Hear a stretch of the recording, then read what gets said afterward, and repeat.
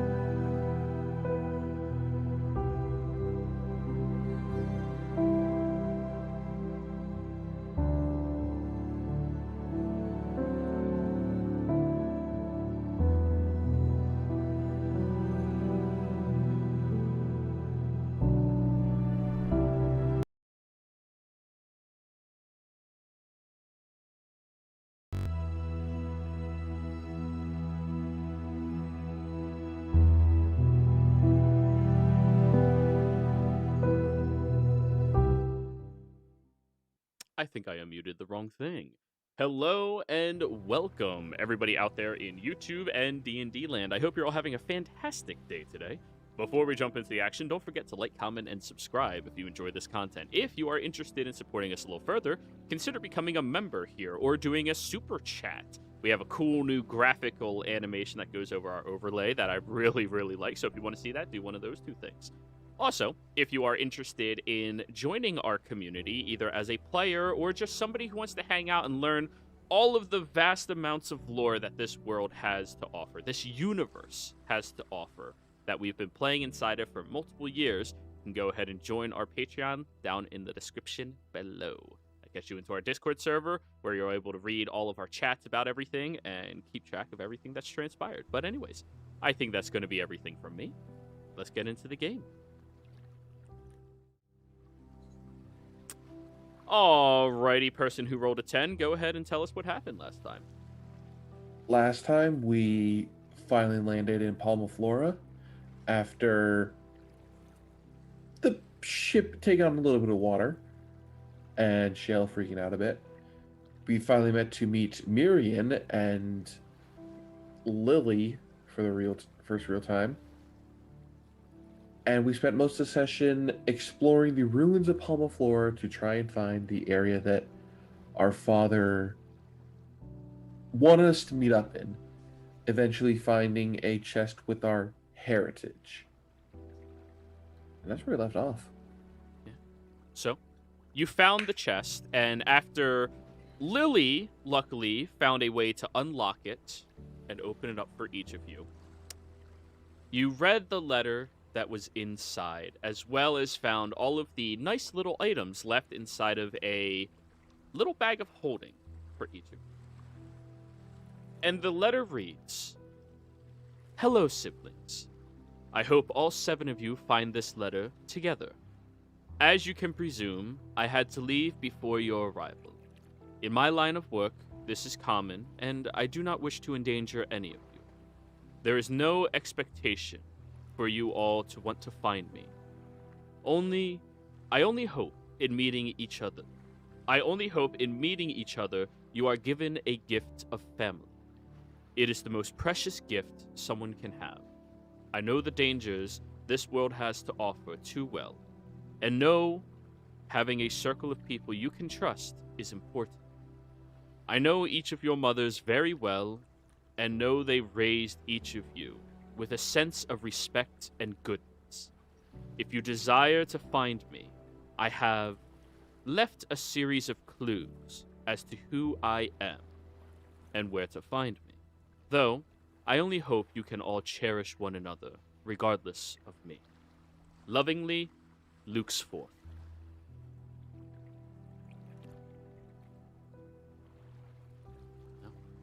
You open up a bag, and would each of you like to announce the item that you withdraw from it and what it looks like?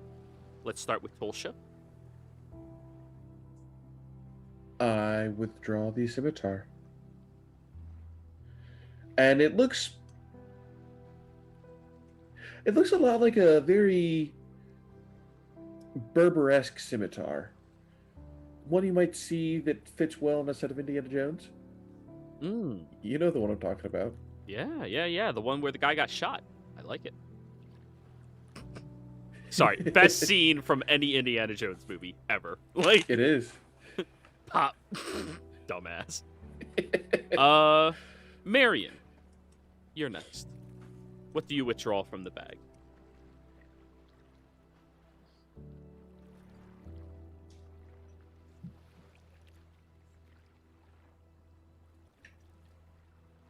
Marion? Oh, I'm sorry. I heard Mary. Marion. The other yeah, no. Am I cutting out at all? Like, is my audio good? Am I good? No. That was we heard you. It was just all right, good. Misunderstanding. Cool. Because my previous recording, I was cutting out a lot. I found out on stream. So yeah. I pull out a earring.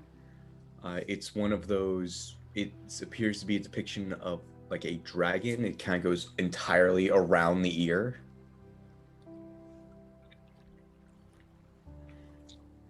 What color is it? It is silver and black. Oh. So the dragon's either silver or black or both. Interesting. Now, Wyatt knows that color sequence and what that symbolizes. Anyways, Kurt, go ahead. What did you withdraw from the bag? Oh, sorry. For some reason I gotta get used to getting called Kurt. Okay, alright, so I put my hands in there, go down, I feel something leathery. I pull it up, it's a pair of boots. I'll post the photo. And they look like that explorer everyone's heard of that was in the wilds. He had the green outfit and the white pants. And they don't really fit, but I'm keeping them. Very well. You have very typical Link-looking boots on your feet now. They're a little big on you, just a little bit. Bernie, what is it that you pull out of the bag? At first I look at Kurt with some trepidation, and I hope I don't get any gloves or something. I already have those. Yeah, you know. I pull out a steel shield. It's a heater shield, and it's got an engraving of a lion's face on the front. I'm sorry, heater shield? What? I'm sorry, I don't know what that is. It's a medieval type shield, that has a sort of pointy bottom, Press and slightly then, rounded. For the bashing yeah. and like the shield. Okay, cool. I understand now. Yeah. Sorry. And the lion's engraving has also 2 indentations where the eyes are. And I look at it. I suppose this seems well weighted, well balanced. Huh. And Lily, All right. as everybody is pulling their items out, you run over and stick half your body inside of the bag, and you pull out. Yeah, so it looks like it's going to be a quarter staff, but then something gets stuck, and she kind of like angles a little and gets it out, and then holds it on her head. And while you don't hear her voice, she is acting kind of like a little kid who found your LARPing gear, as she kind of does the Tusken Raider thing with a great axe. The great axe that is roughly the size of her. Well, no, it's definitely bigger than you. Oh yeah, And then it's about the same size. Shit. Yeah.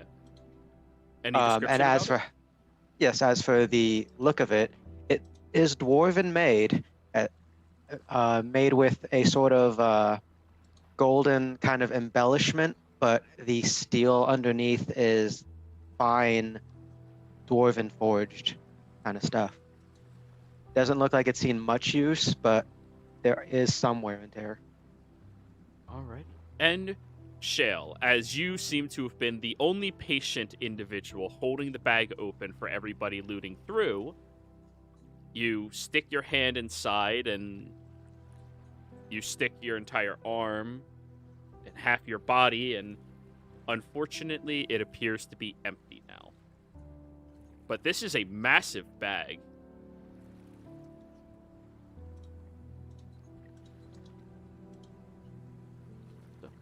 Go ahead, everybody. Definitely seems magical in nature. At least we can put a few things in here, and she'll start putting away her packsack and various equipment. I do have to wonder. It says 7, and yet there's only 6 items. Did her father expect someone to share a set of boots? Well, the bag itself is magical, so potentially it's a bag of holding, I believe. A rare item.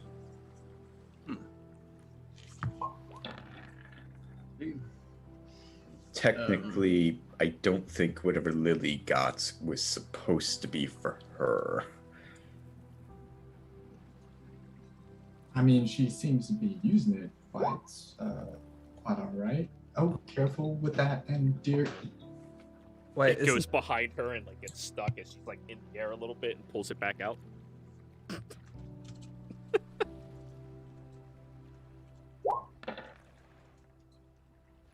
Whirls the scimitar a bit. Yeah. It's well balanced, at least. And all of these items are incredibly well crafted, very, very well designed, and sturdy material. I mean, the boots themselves appear to be some type of probably plains cow hide, which any of you from the dividing plains of Tal'Dorei would know. Plains cows are native to there and incredibly sturdy, large creatures that are among the strongest of domesticated animals.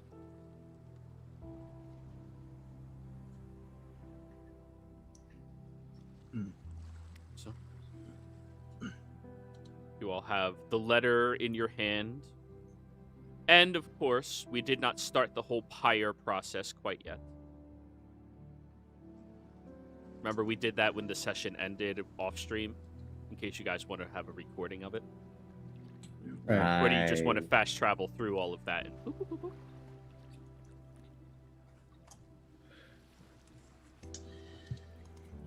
Can I see if the letter that we got in the chest is magical as well?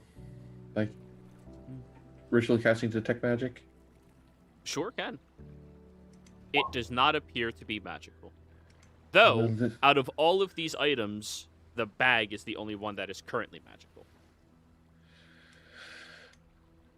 Well, the letter's not magical, so...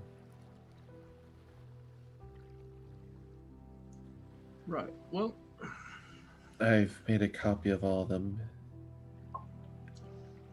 And do you wish to throw them in an open fire like our father instructed?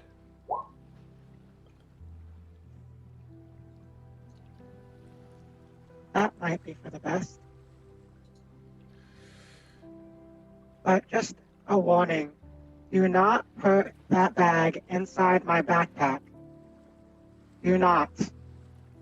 Do not. what? Do not put the magical bag inside the other magical bag. Bad things will happen. Oh, is it like backpack seception or? Both of you roll the Arcana checks. Let's see if you know. Sleight of hand puts the bag in the bag. All right, new campaign, everybody. No, Both no, of you it's roll not a new Arcana. campaign. Just for the ones who put the bag in have to come with new characters. Both of you, Arcana, Marion, Lily. Oh, Oh, Lily? No, Lily knows. Yeah, we both went to the Lyceum. Wouldn't we know that in history, in being taught that shit? Let's see what you were taught. You guys are level 2. You don't know all of this shit.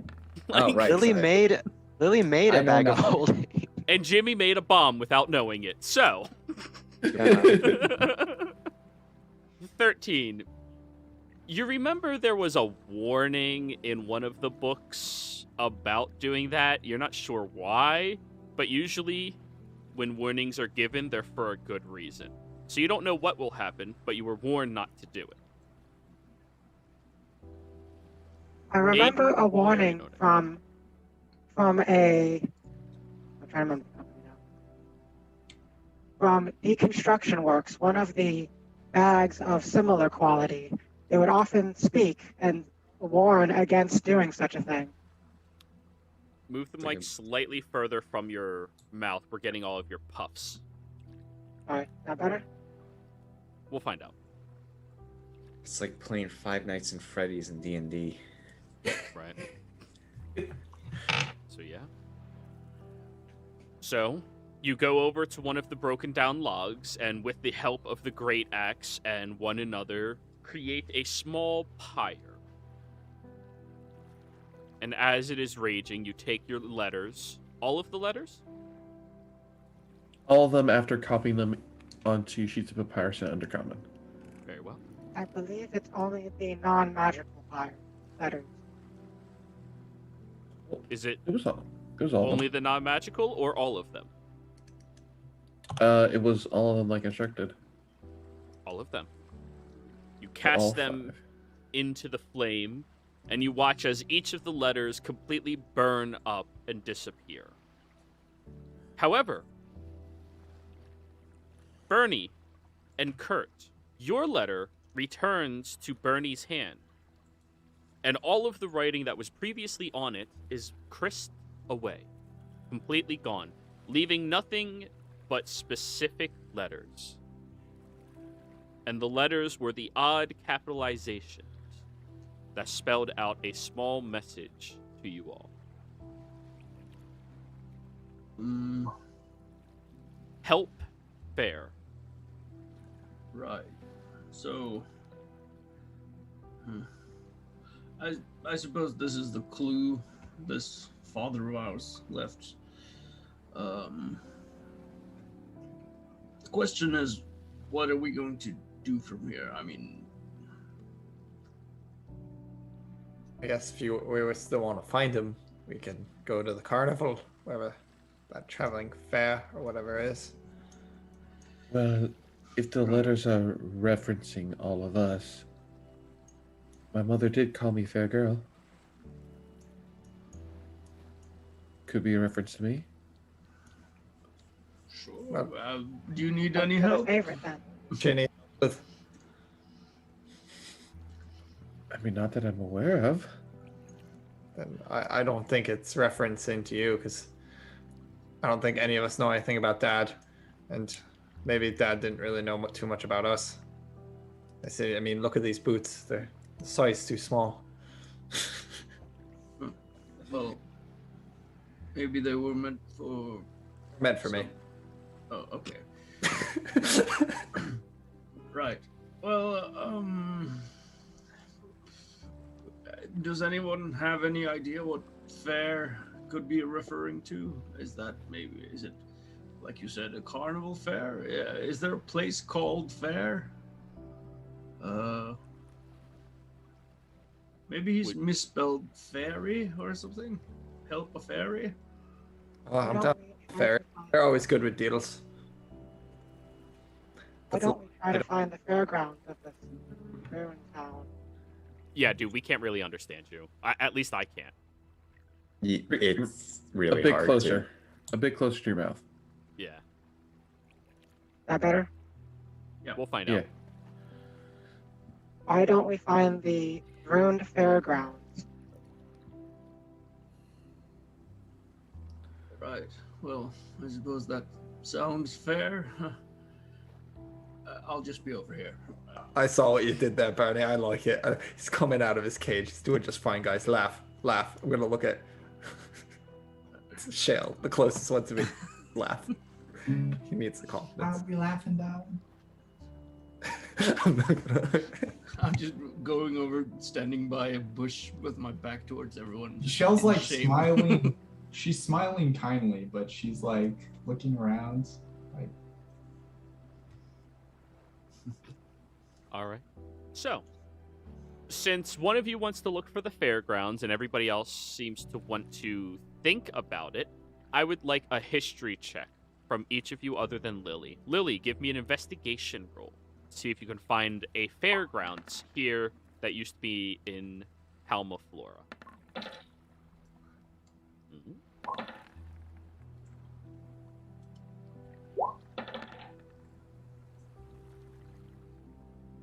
I'm Very passing on that check. I don't think That's I fair. know anything. That's fair. Lily, investigation. You find an area that has what looks like stables for horses, but nothing that would really shout out fairground. And unfortunately, nothing else really comes up to spark any reason that would make you think of fairgrounds at all.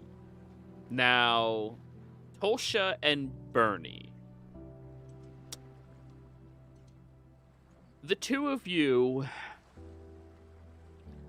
are fairly certain that you've never interacted with a place called a fair before. And at minimum, you've never been to one on this side of the, the ocean. Nothing really rings a bell as a localized fair, though there is wandering troops of circuses and carnivals and things like that that move through the Menagerie Coast quite commonly, actually. though none in particular come to mind for you. I don't think it references that carnival affair. Maybe not. Could be, well, needs help, I suppose. It's more likely to be a person that needs help. And if this father of ours is somewhat like what I'm starting to suspect, then we might be looking at a pirate or something named Fair. And I'm not usually in the business of helping pirates. I'd much rather do the opposite, actually. I'm gonna say, that's a pirate. I think we're better off without him. Right. Although if he's a pirate, surely he has his own booty. I think he already gave us his inheritance. What kind of pirate would just give everything away? I'm sure that he would keep some for himself. Or what are you suggesting we take it? I'm not much of a fighter. I can talk for you. I'm definitely not a fighter. But Bernie here loves beating up pirates, don't you, Bernie? Well, I wouldn't say I love it. It's a certain sense of fulfillment, though, I suppose. He's got a real talent for it. So if you guys want to go beat up some pirates, feel free to go with Bernie here. I'm probably going to be going back home then. Pirates normally like own their own places of business and interact with common folk? Because that place over there, that according to the letter, was named after our father, no? I wonder if there's anything else in there that messed. Because if it was a tavern, surely there's a basement. Not necessarily. A lot of places, especially coastal places, wouldn't have basements inside of them because of obvious flooding issues. Mm-hmm. Basements are more for places that have, like, sturdy undergrounds. Mm. Right. Well, I really have no idea what to do from here, so one of you smart guys should probably figure it out.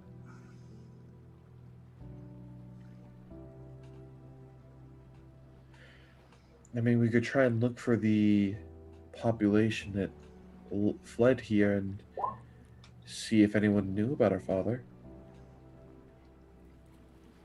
Yeah, I mean, if we found anybody from this city, they might have come across him once or twice. Right.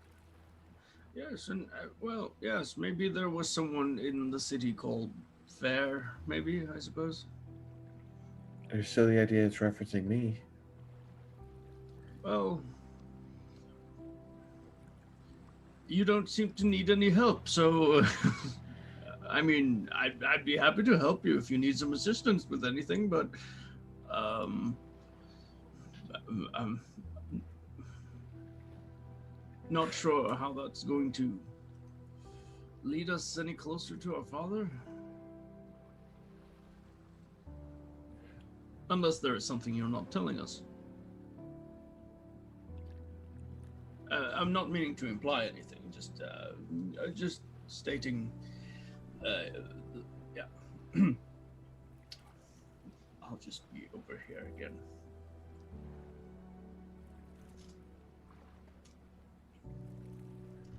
Right. Well, Tulsha, I for one am definitely still interested in finding out who our father truly was.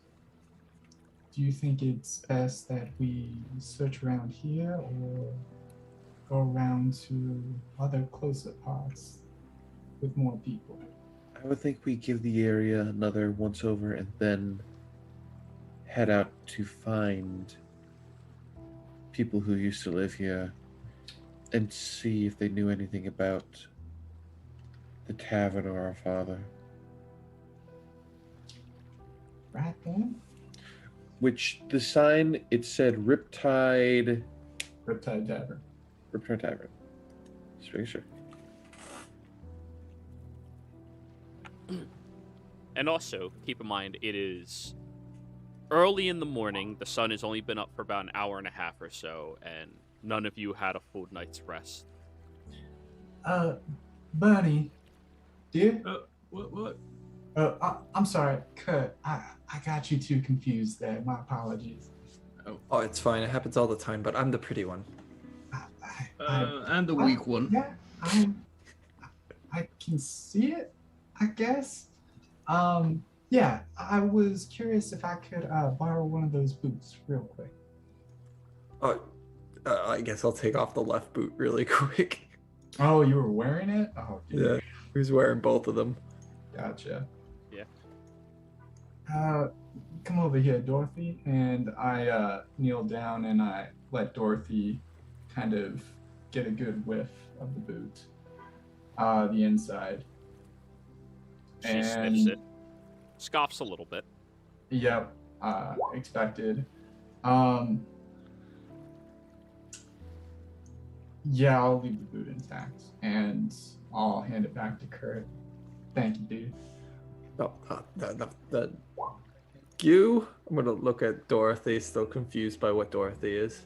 Yep. I just kind of like put both hands on the side of Dorothy and I give her like a little shake. Okay, girl. You know what we're looking for. And I just start leading her around and letting her kind of sniff, but we'll just kind of go around the perimeter of the village for a bit. All right. Roll me a perception check. Or survival. This is tracking survival.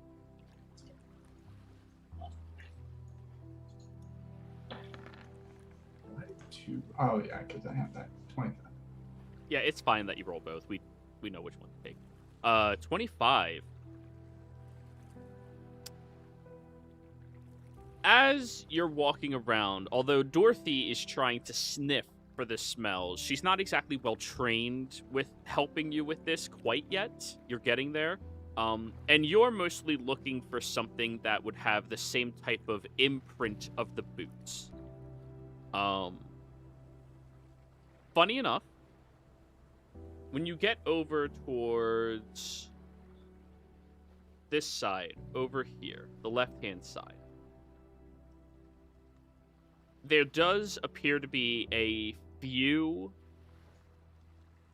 boot prints that look similar to the soles, like it was crafted possibly by the same individual. Not exactly perfect match or fit, of course, but the same craftsman. And they seem to lead over to this pool of water over here that looks to be a very small little pond that goes down about 6 or so feet. Rather, if that's naturally occurring or after all of the waves or not, you're unsure, but yeah. I let out a pretty loud whistle. And when I see Tulsha off in the distance, like looking my way, I give her a quick wave. I'll head over to Shale. What's up, Shale? Seems to be some imprints down here, very similar to those ones that Brother Kurt has acquired. I see. They're very close, but I'm not sure. How much water is there? About 5 feet deep or so. Maybe a little more towards the middle. More than 10 gallons, right? Oh, Yeah. abso-fucking-lutely. Yeah, the pond. Ponds are like hundreds of gallons. Does it look like the boot prints appear on the other side, or do they just disappear into the water? They seem to lead up here. You'll have to go across the other side. Keep in mind, the other side's like 30 feet away. Your vision isn't that good.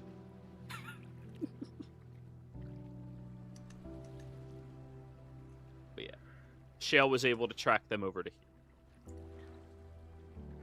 I'll go near like the edge of the pond to walk around it, like on a shorter section that between the two sides, to come on search the other side of the pond Alright. for. Give me an athletics check, and at this point, disadvantage. Face plant. Come on. Nice. Rolled a 3 plus 4 because you can guidance yourself when you're deliberately doing it. 7. You leap over across that little gap, and it seems to be a very slippery slope, and you immediately fall into the pool of water with a large splash all around you, sinking down to the bottom and suffering 1 point of bludgeoning damage as your ass hits rocks. Ow, ow, ow, ow, ow, ow, ow. Now, luckily, you can stand up straight in here. And your head is... Wait, how tall are you? 6'1". Oh, yeah, you're good. You're, like, up to your chest. If you stand up, you're out.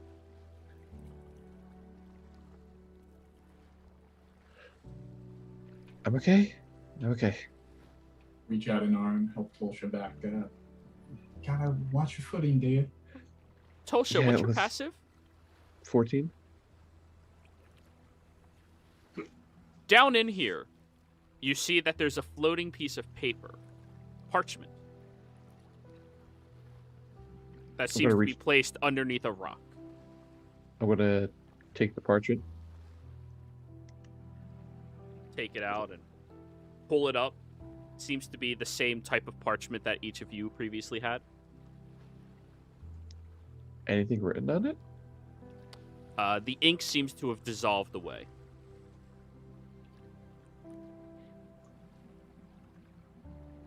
Well, something was here.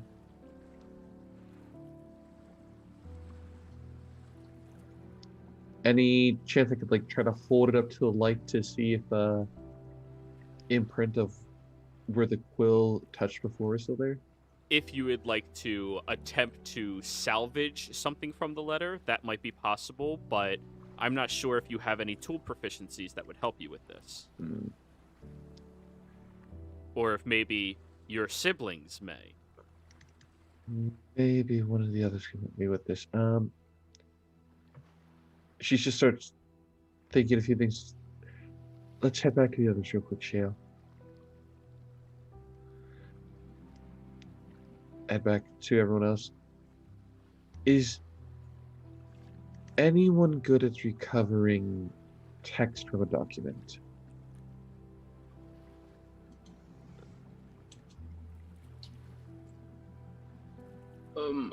Excuse, sorry, what was that? Where is it? Is anyone good at recovering text from a document? Oh, is that possible? Let's could press the digitator. Where's the document? This one, I'll hold out the water soap parchment.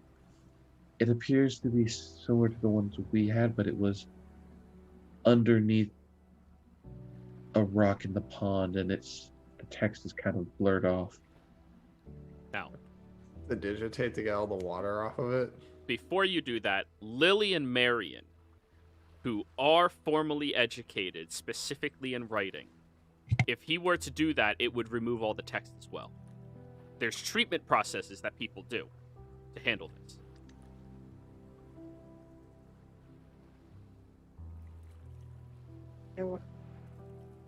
It'd remove all the text, but Jer, can I roll something? I'm not in my voice thing, am I? You are in your voice thing, yeah. I'm sorry.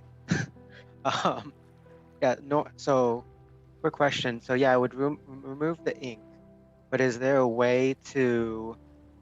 So, basically, if it's dry, could it theoretically, like, we put another paper on top of it and then get some charcoal or chalk to basically do a... I can't remember what those are called. What proficiencies do you have in tools? I have thieves, tinkers, alchemist supplies, and weaver's tools. I think I might be able to get away with it with alchemist supplies. That's not an alchemist type thing. Shit. You know that there are people who have different skill sets that can manage stuff like that, but you don't have that skill set. Mostly anybody who's like good at, well, hate to say it, forgery. They're usually individuals that can salvage letters even after they've been damaged and destroyed.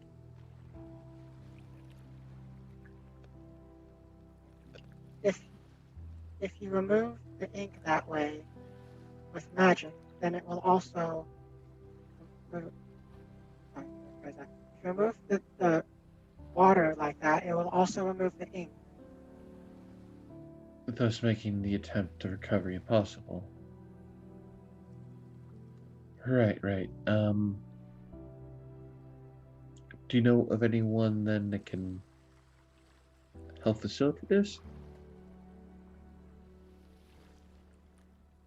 There are often people at the lyceums who like to deal with the books and scrolls. That What'd you say, Kurt? I can look at. Oh wait, that's not supposed. I can look at that. I'm something of a recruiter, lawyer that has a kit for writing things down. Oh, really now? There we go. Hey! When players find out they have abilities, low level, woo! My kit is totally legal, and I would never. Okay, let me see it. I'll hand it over to Kurt. All right. Okay, I guess I just roll Guide. I guide him. with intelligence. Dexterity. Oh God. Okay. Yeah. God. This is how well you can handle the material. Roll a d4. 17. Okay. The process for this is going to take you a few hours. First, you have to make a controlled flame with a hanging rack over top of it. Once you have that, you actually have to place the parchment over top of sticks that sit on top of the rack, while the heat from the flames, without any of the smoke or anything else, slowly dries up whatever is in it. After that point is when you pull out your kit, where you will need a spare piece of parchment, which I think you have to steal from Tolsha. Wait, unless your forgery kit comes with parchment. I think it does, 25 right? pieces of paper, it says in my inventory. Okay, so you remove one of those pages. That's good. And you heat up a piece of charcoal that you have specifically for this. And what you do is you scrape the charcoal on top of the original parchment so that it sits over top of everything. Place the new parchment on top of it. Hold the sticks up to it and put another set of sticks on top. Place it down on the ground in a dry location, and then apply a heavy weight, and it will leave the best impression possible of what the original piece of paper had upon it. It was what Lily was suggesting, but she doesn't have the proficiency, so her character doesn't know it. Just saying. Could you do me a favor and sit on this, or Bernie, if you want to sit on this pile of sticks, paper? Well, how long? 3 or 4 hours. May I remind you, we are literally surrounded by giant rocks. Oh, but this is much funnier. Okay, never mind. A rock sounds better. Also, if this is going to take a while, I mean, I'm still kind of tired. Set up a camp, but I'm just. Well, yes. I don't even have a campsite. Kind of Miriam's camp, sort of. I was expecting an inn.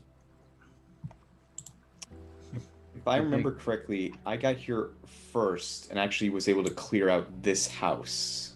Yeah, to sleep, yeah. Right? Yeah. The ruins of that house. It's leaking. Right, well, let's set up over there then, and I'll go get you a stone. Oh, thanks, Bernie. Start walking around to look for a big, heavy stone. All right, it's easy enough to find. There's rubble everywhere. You find one heavy enough for you to lift and struggle, and smooth enough on one side that it'll apply consistent pressure over top of it. Right. Hey guys, look at that. One of your siblings has a skill, like, can do things. I'll set up the tent I have in that side of that house for an extra layer of protection. I don't know. Sure. You put a I tent haven't- inside of a house. It's fine. Hey, You're good. it helps keep the sun out. Hey, When I you're love trapped I in- love pillow forts too, dude. They're great. Like, it's They awesome. are. Yep. All right. Well,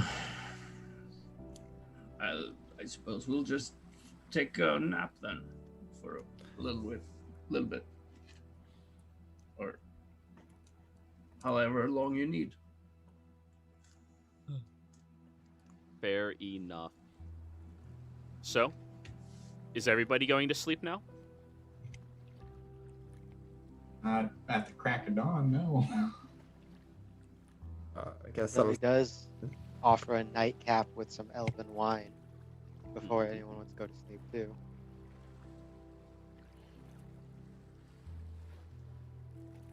Oh yes.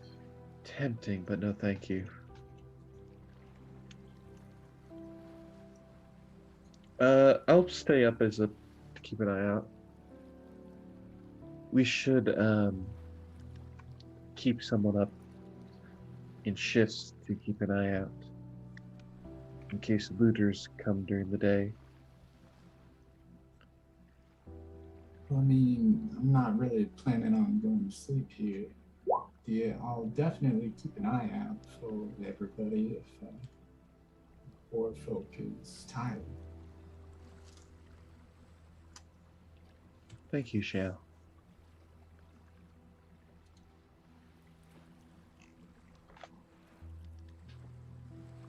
Ready? So, to make it easier, nothing comes by to threaten any of you on your first day of rest since this game started. I'm not that much of a dick. Morning rolls around. Oh, all of you stretch and start adjusting yourselves. Miriam and Lily are exceptionally tight and tense, as I think this is the first time both of you have slept without an actual bed. Probably for the bulk of your life. Just does Everyone that. else seems fine, but the two of you are...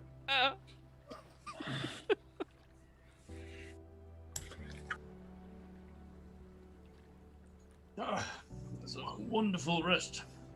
I feel so invigorated. I don't know how You you say so. What? I don't know how you sleep on the ground like that.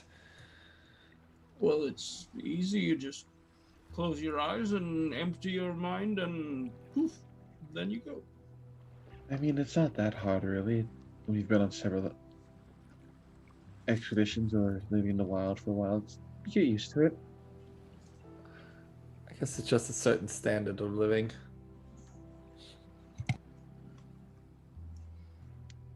Right. Right. Well, you see, guys, this my brother of mine here. He's well, I guess we're all brothers and sisters, but he was in the sort of administrative wing of the order, while me and the others did all the heavy lifting. If I wasn't there, you wouldn't have any others to help you with the heavy lifting. Well, that maybe I don't know. What order are you two a part of? Well, funny story, but I no longer work for them anymore. I quit on my own terms. Well, So you were fired. No, I quit. he was kicked out. It's well, it's let me just double check what the actual name of it is, so I don't get that wrong.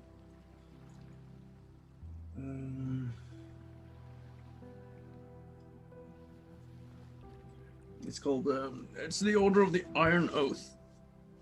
we're, well, I suppose peacekeepers and somewhat of an ideal organization dedicated to the lawbearer, as you may know her.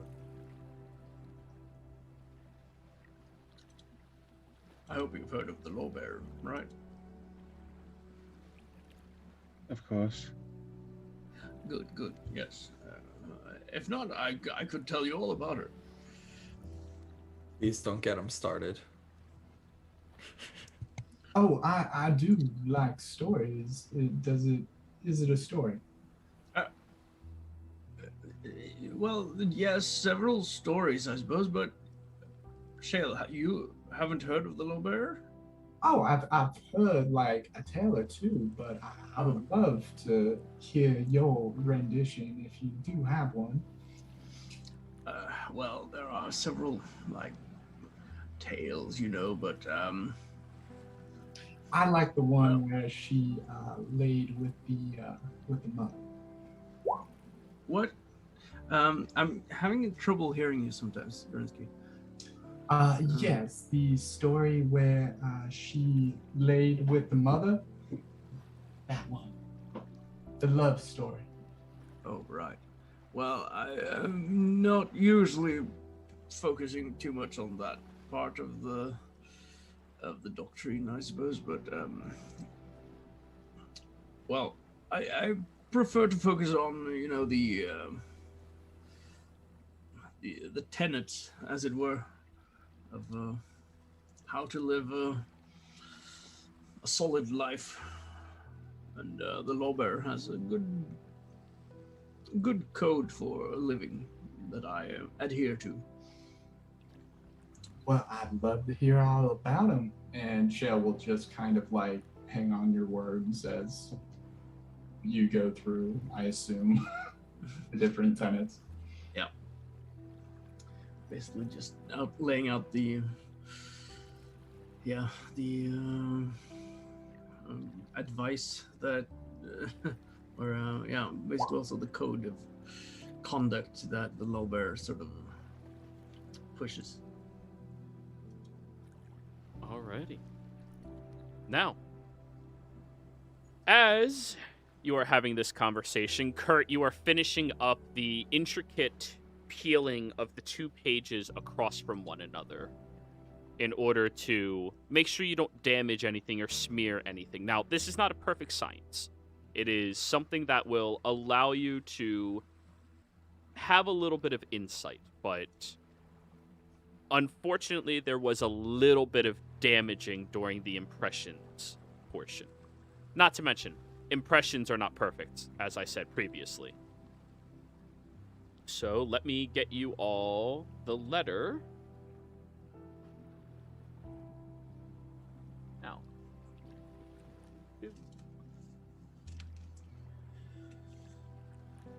Give it a second, it's saving.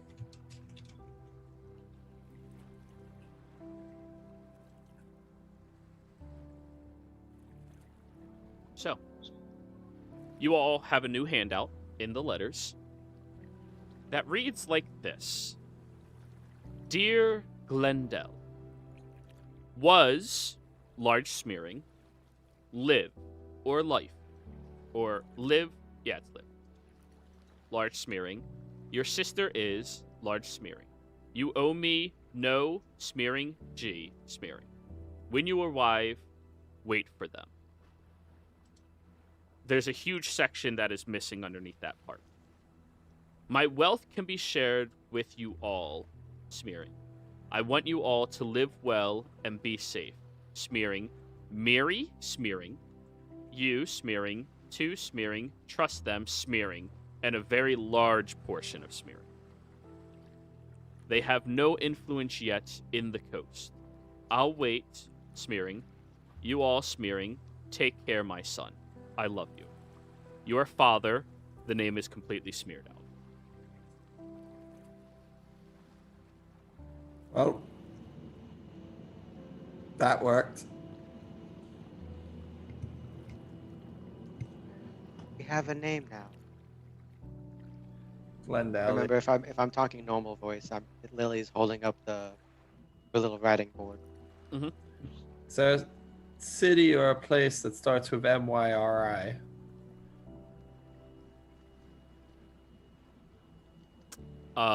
History checks, everybody.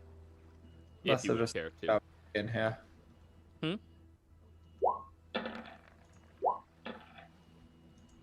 I am rolling so shit today. Dude, it was last session too. I'm not gonna roll because I know who the Miri is, but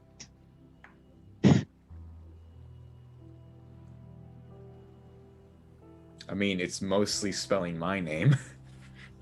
Yeah, that's what I was like, unless it's talking about. no. So, The name, Dear Glendale.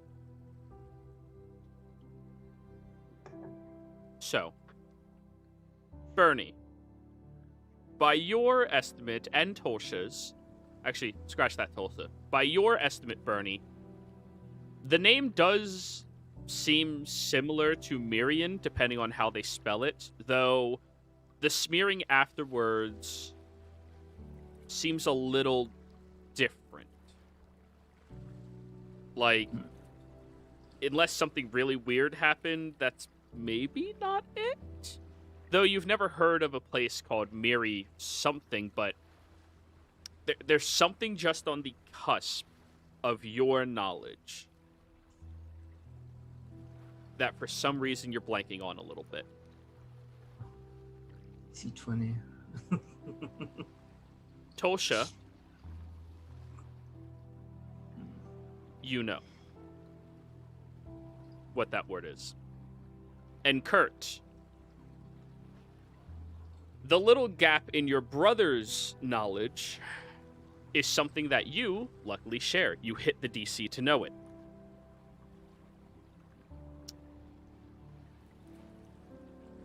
Mary, a letter, and another letter that goes up slightly. Your knowledge of reading things like this really does come in handy, as it appears to spell out, without the capital D, sorry, that's just the force of habit of mine whenever I hit period. That, which reminds you of an organization that you haven't had direct dealings with, but many people you've dealt with have, the Myriad. Oh, great.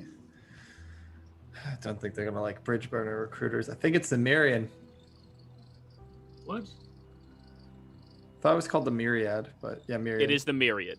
It is the Myriad, yeah. Yeah. Myriad. I think this says we can trust the Myriad. Be safe, Myriad. You too trust them. So Myriad. We owe. I'm guessing it says nothing, but why would the G come out and nothing else from it? It's just the smearing. Just smearing. It could be you owe me no allegiance, but are you sure it's the Myriad? Not positive. Who else would it? I mean, there's no city or anything like that with a name like that. And I know that's a D after the I, and the blank space there. There's also a smear between the trust and that, so it could mean do not trust them. Well, Sorry, what is the Myriad? We're a secretive organization that likes to try to control things. I feel like it backfires most of the time. That's all I really know about them. I don't know much. So according to the letter, our father is a part of this Myriad? Oh, No, I don't believe so. No. They're both still secretive, right? No. I'm pretty sure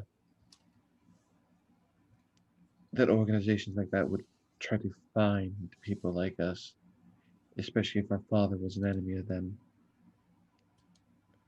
I mean, he is saying they had no influence yet in the coast, so That could be why he sent us here.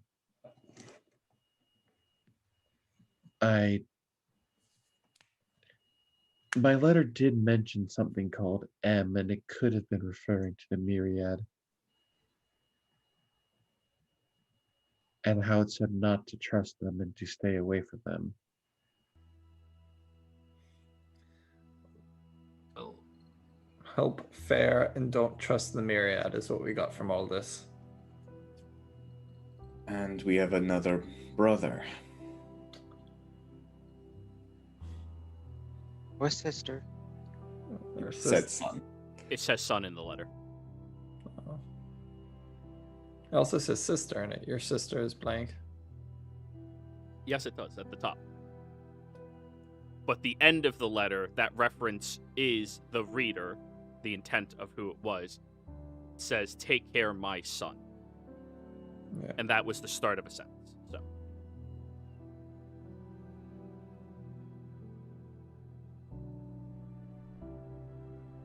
Well, where is Glendale and his sister?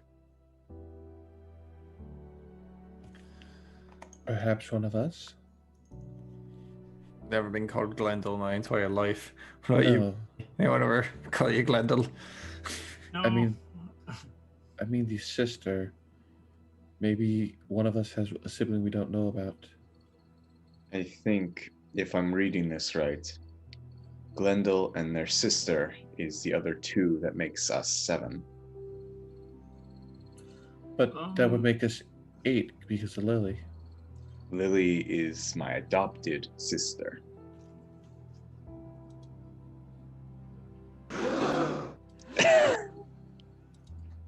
I'm sorry I had to say that. It's getting way too complicated otherwise. Right. Well, do any one of you know how, or can you make an estimate as to how old this letter is?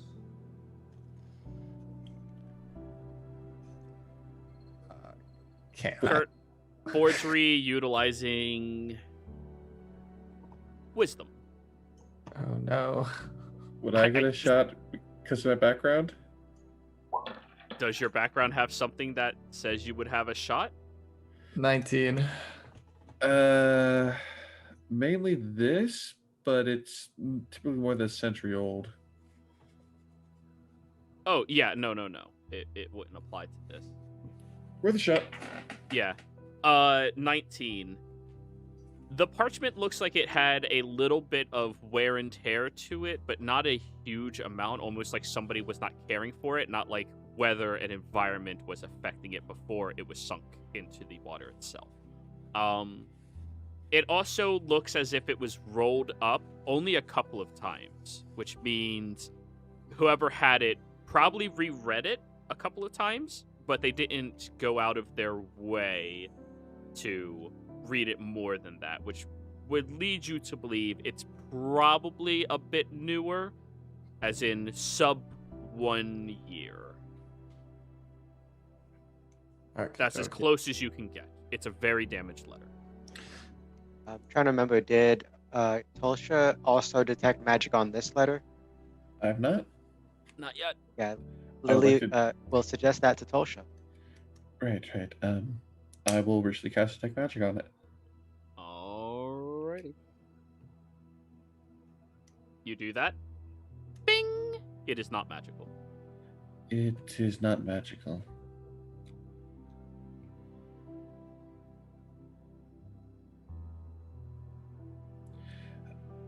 Well, it seems to me like we have, well, there are several things, but I suppose we're still wanting to figure out exactly who our father is, right?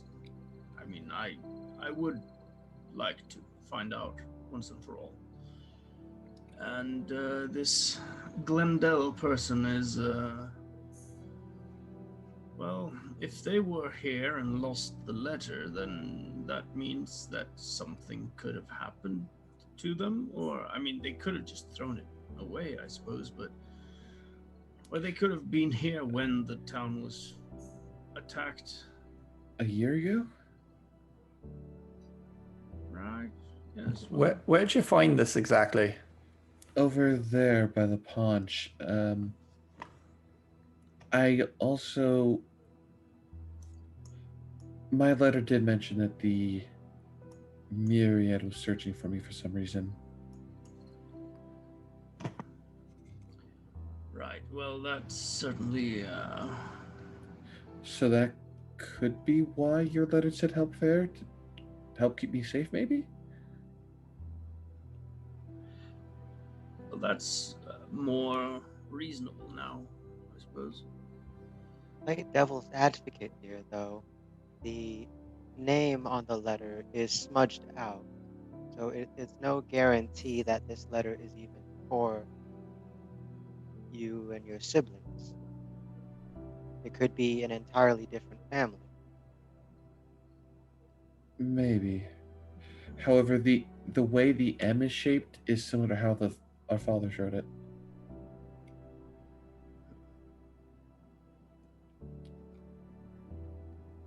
And you're willing to base everything off the way an M is shaped.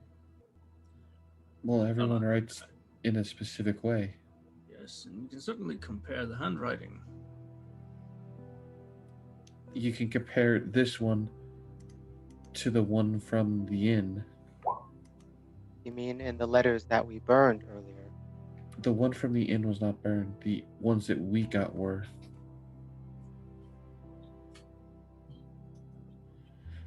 Basically, the letters that we personally received were the ones that were burned, not the one from the inn. Because it said only the letters, so the way she interpreted that was everyone that we had gathered beforehand. Right. I am curious, though. You said you found it over there.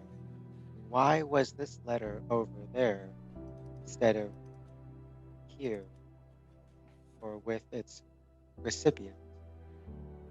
Shale was looking for boot prints similar to the ones that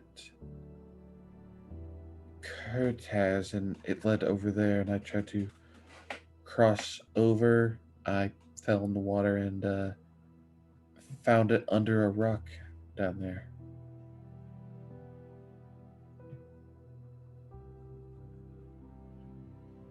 Jared, would we know if it's high or low tide? Early morning, Menagerie Coast. It's currently low tide. Okay, so that was under the water and low tide under a Which rock. means high tide, it would be even more submerged. Yeah, so that means somebody literally put it there.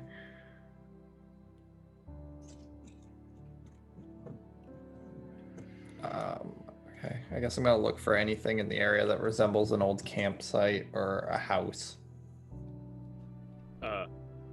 House is easy. Survival check. Okay. There's a lot of old houses here. Well, Guide. I understand. You're looking for something more recent. I understand. yeah. Go for it.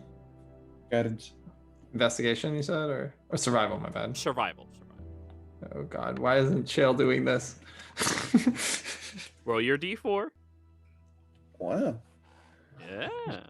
4. Oh wow, 15. Not bad. Over on this side, you do see two set of pittons that would have been spikes for some type of, tent. One is right next to this pool of water, and the other one that is less filled up, like the ones down here look like sand have been pouring in and everything, moved up to, oh, sorry, wrong side. The other bank over there. Presumably somebody set up it, didn't realize that it was low tide when they set up. High tide came through. Oh shit, we have to move the campsite. Okay, we're gonna go to the second part then over here where they moved it. All right, give me an athletics check to jump over there. No. Guess it doesn't matter which dice I roll for this. A 17, never mind, that's not bad. Oh, yeah. You leap over there and claw your way up. Hey, these boots have good traction. Oh, size too small. Whatever. Fair. But yeah, you go over there, and it does look like there was a rudimentary campsite here. Presumably within, like, the past week. There's a small little circling of rocks where somebody would have lit a fire. It looks like there's a bundle of sticks that has been scattered like somebody made it look like there wasn't something here. And you do see the piton stamps. 5 pitons. Okay. Which is a little odd. It's usually 4 for like a normal size tent. Well, I found something if anyone wants to help. Can't believe I actually made that jump. God. Bernie, make him jealous. Mind giving us a hand? I'm coming. Lily reaches into her backpack and pulls out her rope of climbing. And she has the rope of climbing slither over the gap and tie around one of the pythons. And she just scurries over. Wow. That would have been so helpful 5 minutes ago. Hey, Bernie, I jumped across. You think you can? You're challenging me to a jumping contest now. I don't know. These boots are making me pretty confident. Air Hercs, it says on the side. Right. Well, if you hadn't noticed, I'm wearing a chainmail and a shield and a full set of equipment. I'm hearing a lot of excuses from that side of the river. I would have used the rope that we got across. Fuck it. Yeah, Lily holds up her words things, and all that says in big capital letters is "Jump, bitch, jump." I'm jumping. All right, give me a yeet check. Do it. Athletics. Dirty 20. You see the spot where he kicked off, and you decide to stand over where you could only just barely make the jump across, and leap over and slam onto the ground, just flexing a little bit. Everybody, he doesn't like give off a lot of confidence, but he's athletic. Like, he's a good build. Well, you never fail to impress me, Bernie. I'd say that. Yeah, Lily looks impressed, but she now knows the difference between Bernie's jackedness and then her brother's. Yeah. Well, you know, bit of jumping never hurt anyone, I suppose. Oh. I've jumped a few times before, actually. Once in a while. Lily holds up the same "Jump, bitch, jump" sign for Marion. Ooh. Now I kind of want to see this one. Marion, how do you deal with peer pressure? I grew up in a school of elves, man. This is nothing. Yeah, okay, all right. So do you climb The with problem the rope? is I have or to get across there, though, still. There's the rope. Yeah, I will climb the rope. That is still Okay. there.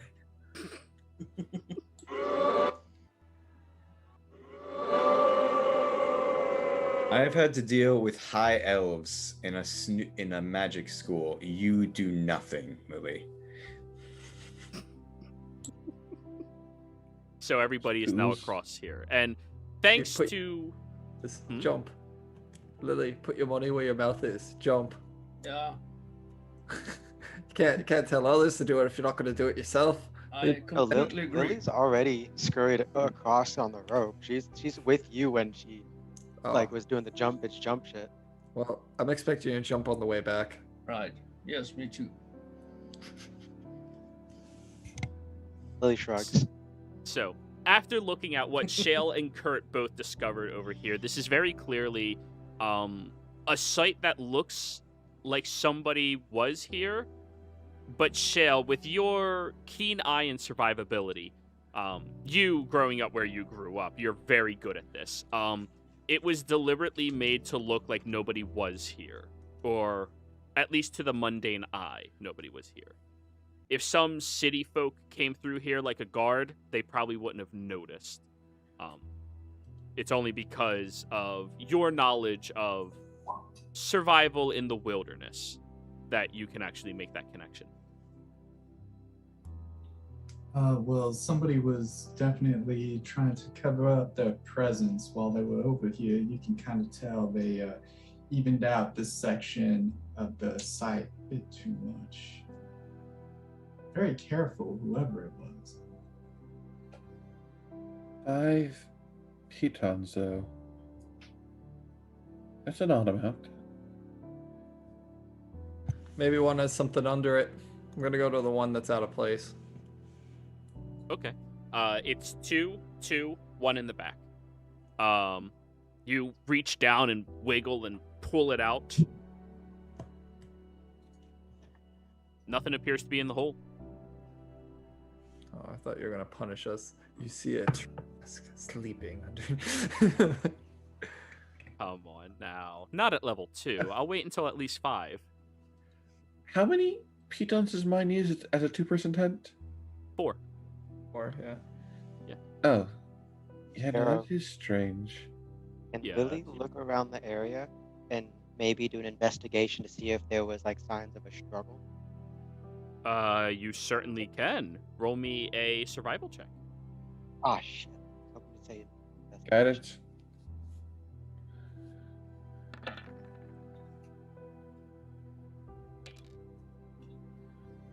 11. I mean, other than Tolsha struggling to jump across here, not really.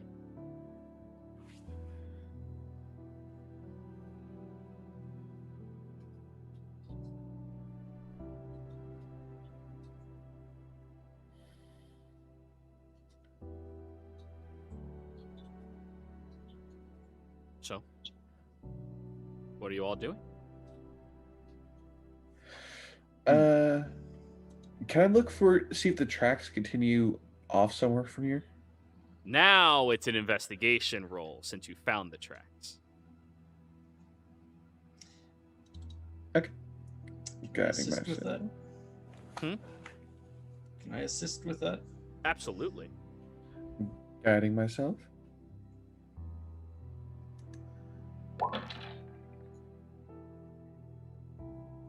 Alrighty, 21.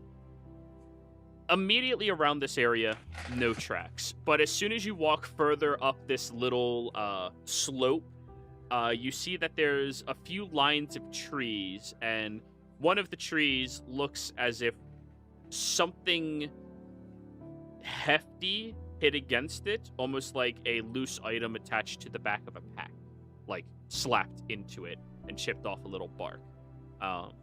There are tracks. They're difficult to find, but there are tracks that lead out of here. Though at that point, you'll be entering into the wilderness and open land. It looks like our sibling went this way, and we'd be in your wheelhouse, Shale. I mean, if they Looks know, like that is our next step. if they know where father went, or maybe they're just waiting for us nearby, I suppose, yeah, we could try to find him. Then let us depart to find our brother. And sister. Indeed. Alrighty. So, as you all are now leaving in the middle of the afternoon now because of sleep, heading out to hopefully find a sibling of yours that has been long lost, I think that's where we'll go ahead and go on break, everybody. We'll be right back.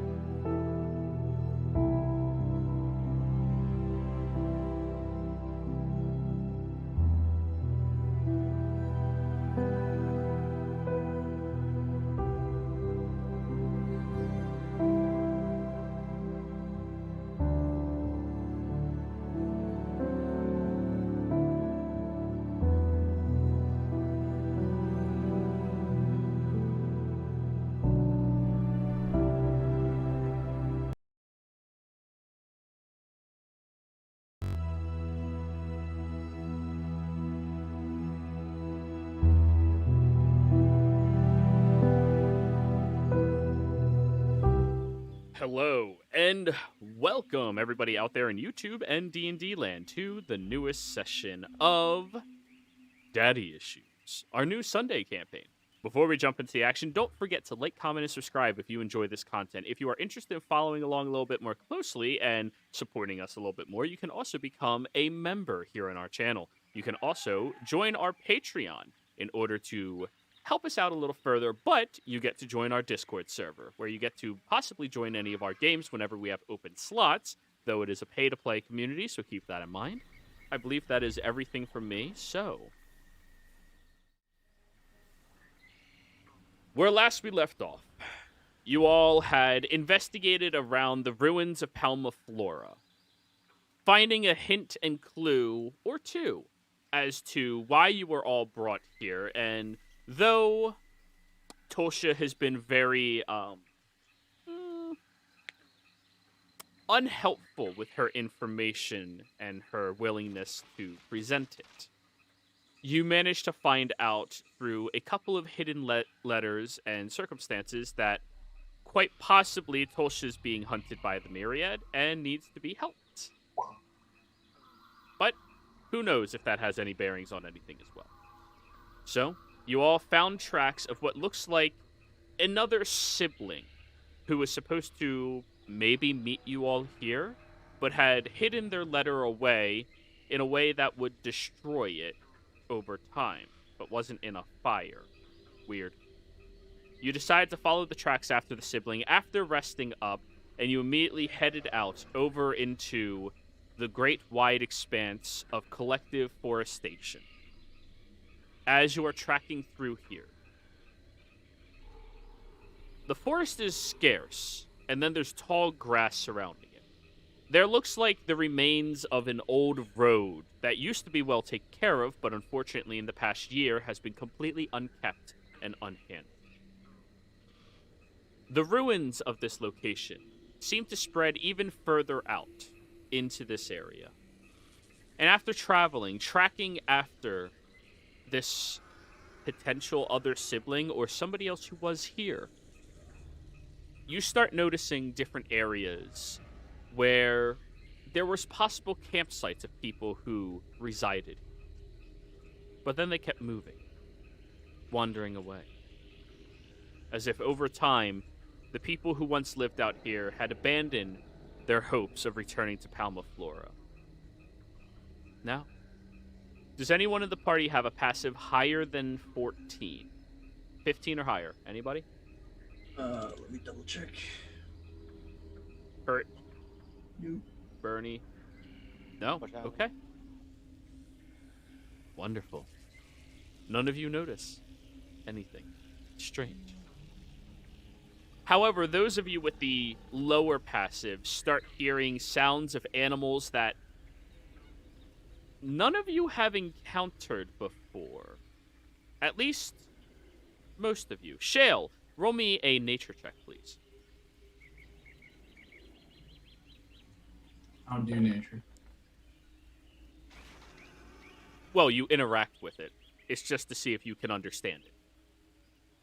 Yeah, you don't recognize the sound of these animals, though some of them sound like sizable predators.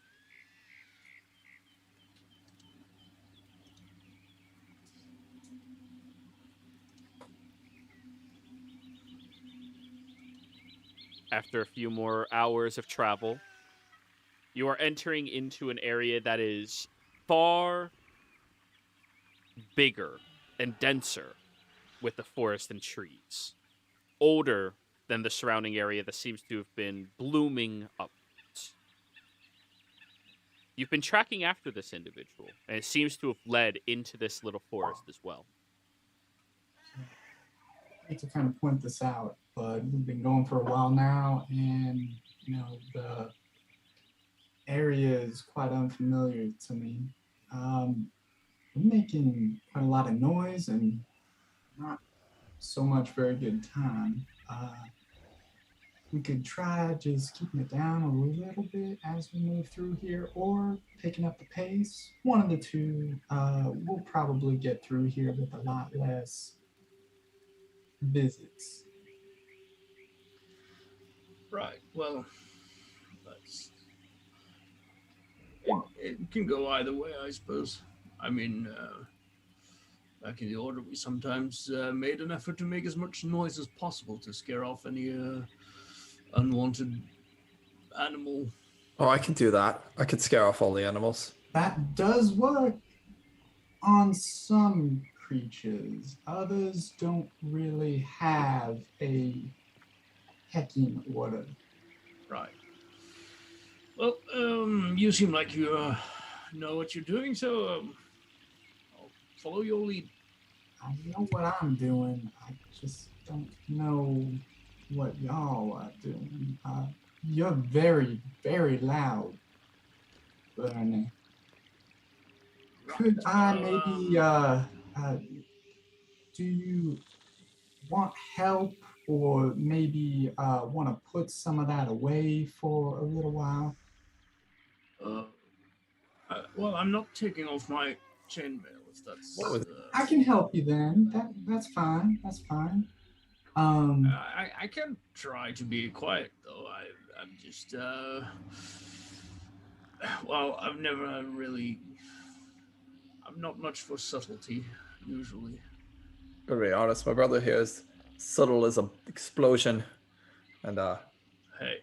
I have to find some time to practice my lute here, so I think we'll be making a lot of noise. That's okay.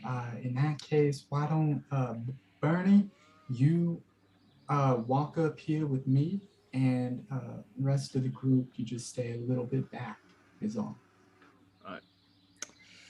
Sure, So I suppose. we give ourselves like a 20-foot berth from the rest of the group as we continue on. Okay, so the two of you get to make your own stealth check, and everybody else make theirs. Yeah. So it is Shale and Bernie making a stealth check together, and everybody else I group together. Lily. Ah! Oh my god!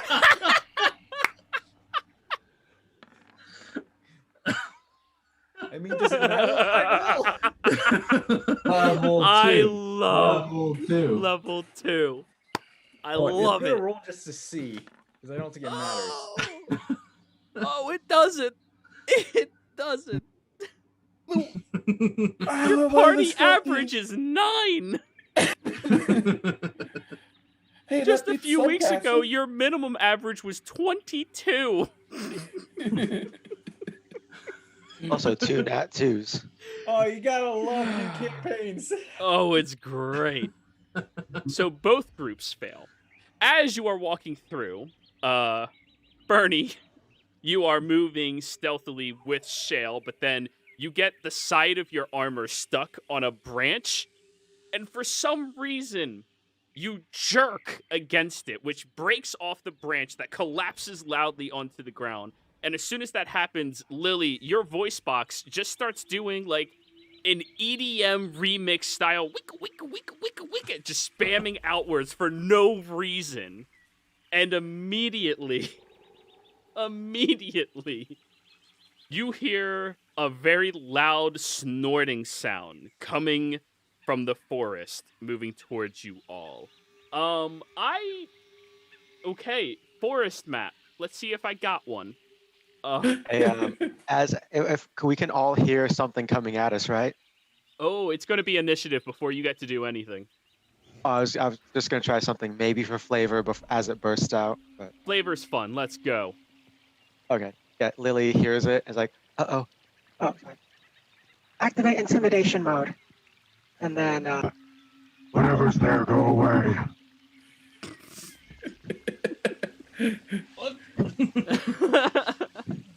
All right, y'all. We don't have a map for this, but just use this for vague measurements and shit. Go ahead and place yourselves. I want 2 of you up here.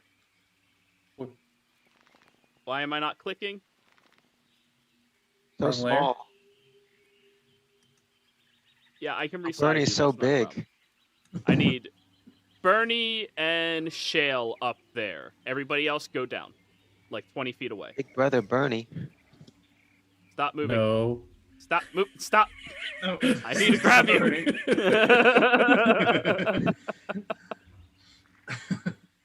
Oh my my god. So yeah, measure yourselves 20 feet away from them. So Tulsha, move back a little bit. New Oh, that is campaigns. Don't worry, whatever it is, we can probably do it with only one person dying. Adding to notes. Sacrifice the wizard.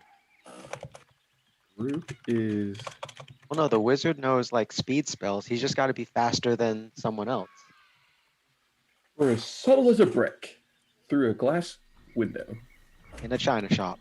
Now the question is, did the front attract enough attention, or did the back attract more attention? Yes. Yes.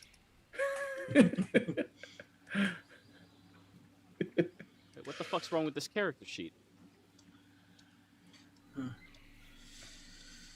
Oh my god, it's... It got bored and decided to change itself. No, what if the other sibling was secretly... I can't remember the name of Shale's companion, and that is the sibling from another mother or father to Shale's companion. You watch Dorothy immediately burrow underground the second Okay. everything starts screaming. Quite a loyal companion you got there. No, give it another level. Hey, at least it's not HK55. Dude, don't tempt me with that shit. I want HK so fucking bad. Keep saying HK, and I keep thinking of Star Wars: The Old Republic. It is. It is. Oh, For some Never reason, my compendium's not working, so let me grab these stats someplace else.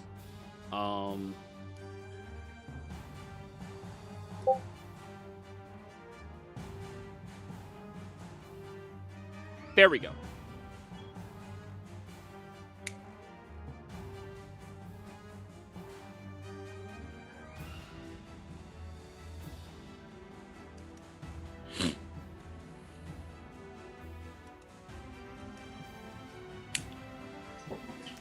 Alrighty. As you all are making this obnoxious amount of noise right now as you are moving through, Shale, yeah, you were right.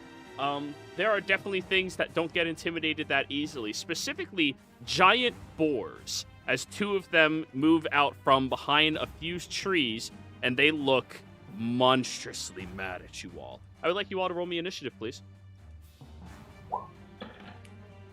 That was a flat roll. Yeah, your dice keep doing that.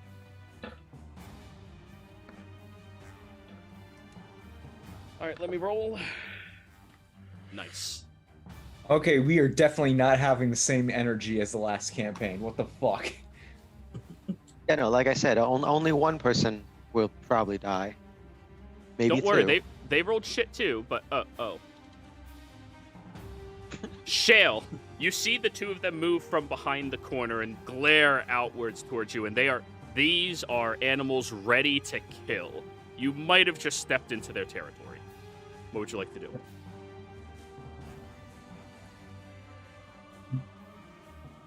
Bernie, don't move towards them. If they come at you, defend yourself.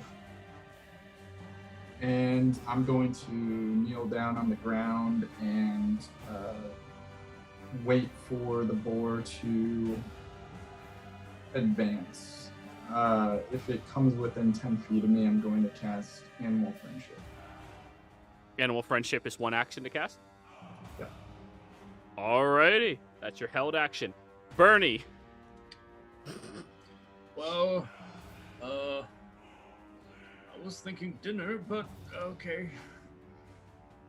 And I hold off, I suppose.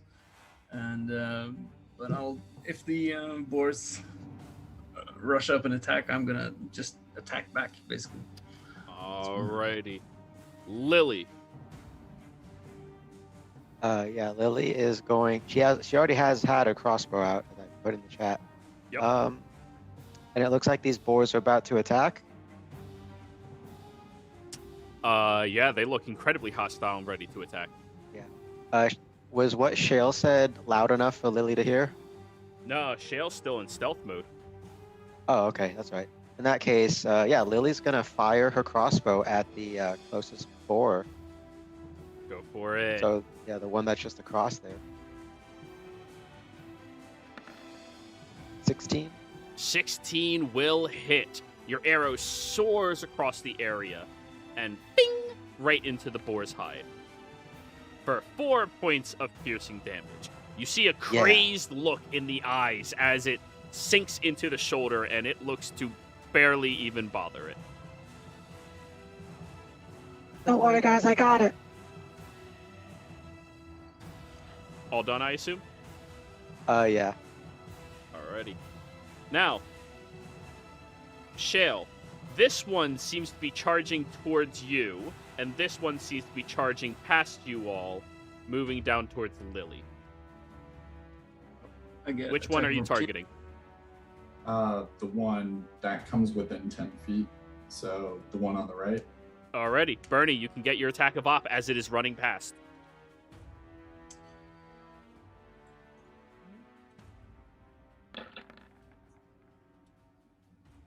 Dirty 20 hits.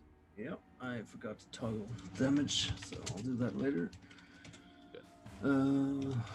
That's 8 points of damage then.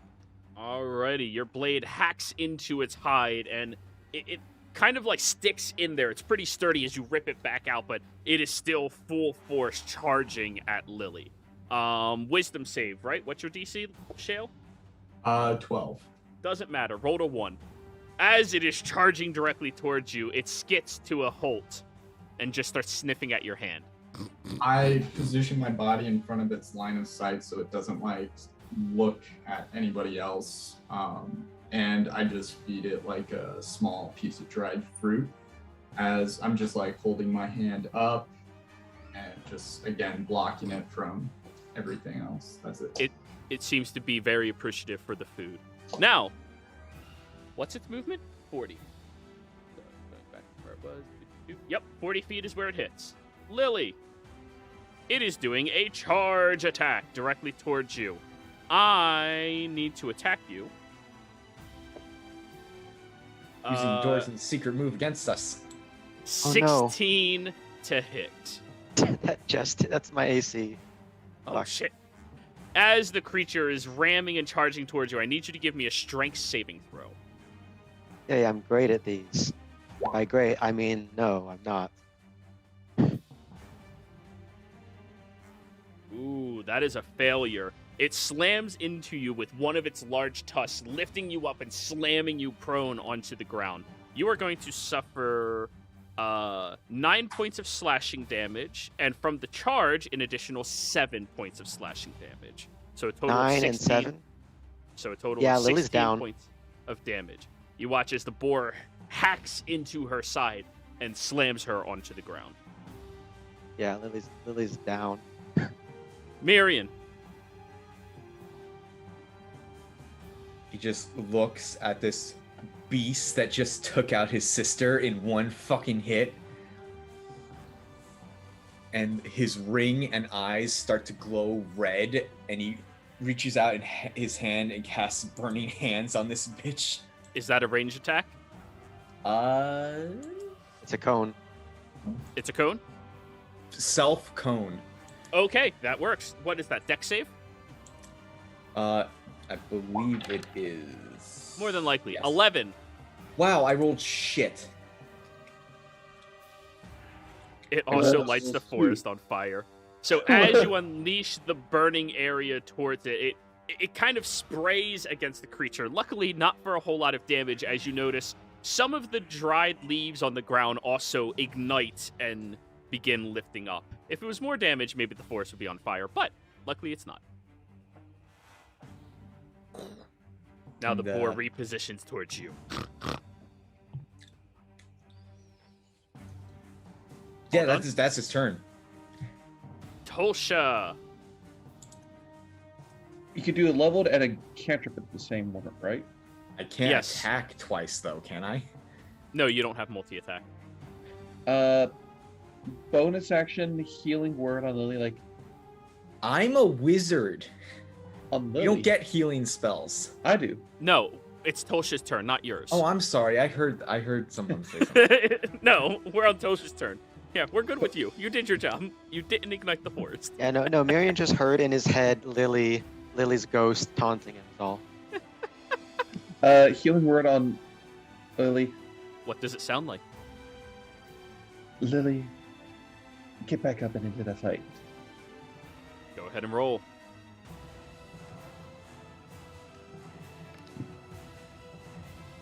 You feel an anger rise in your chest, Lily, and for a moment you're like, I can't fucking die.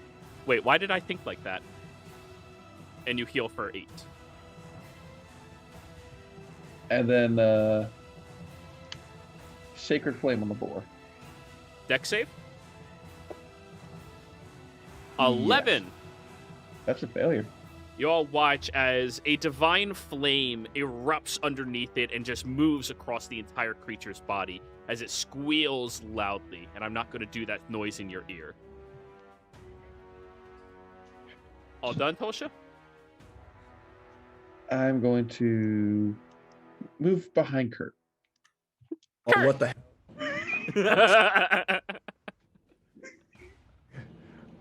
First I'm going to inspire Bernie, so Bernie, can you please come and get me or I'm gonna die? I was wondering why you got that guitar. I love it. All And right. so he got a D6 inspiration, Yes, and then he I'm did. gonna look at the nice little boar there and say, your mother was a pig. Vicious mockery. Can you... I need to look at the spell description. I think there's an intelligence requirement. No, Or there has to isn't. understand. Wait, oh, wait. though it need not understand you. Alrighty. Wisdom save. Ooh, it rolled a 12 this time. Hell yeah. Yep. So it takes 3 points of psychic damage as it starts crying hysterically with the blood of Lily still on its tusk. And then it also now has disadvantage on its next attack. You're welcome. Yep. Shale, your turn. Behind Tulsha.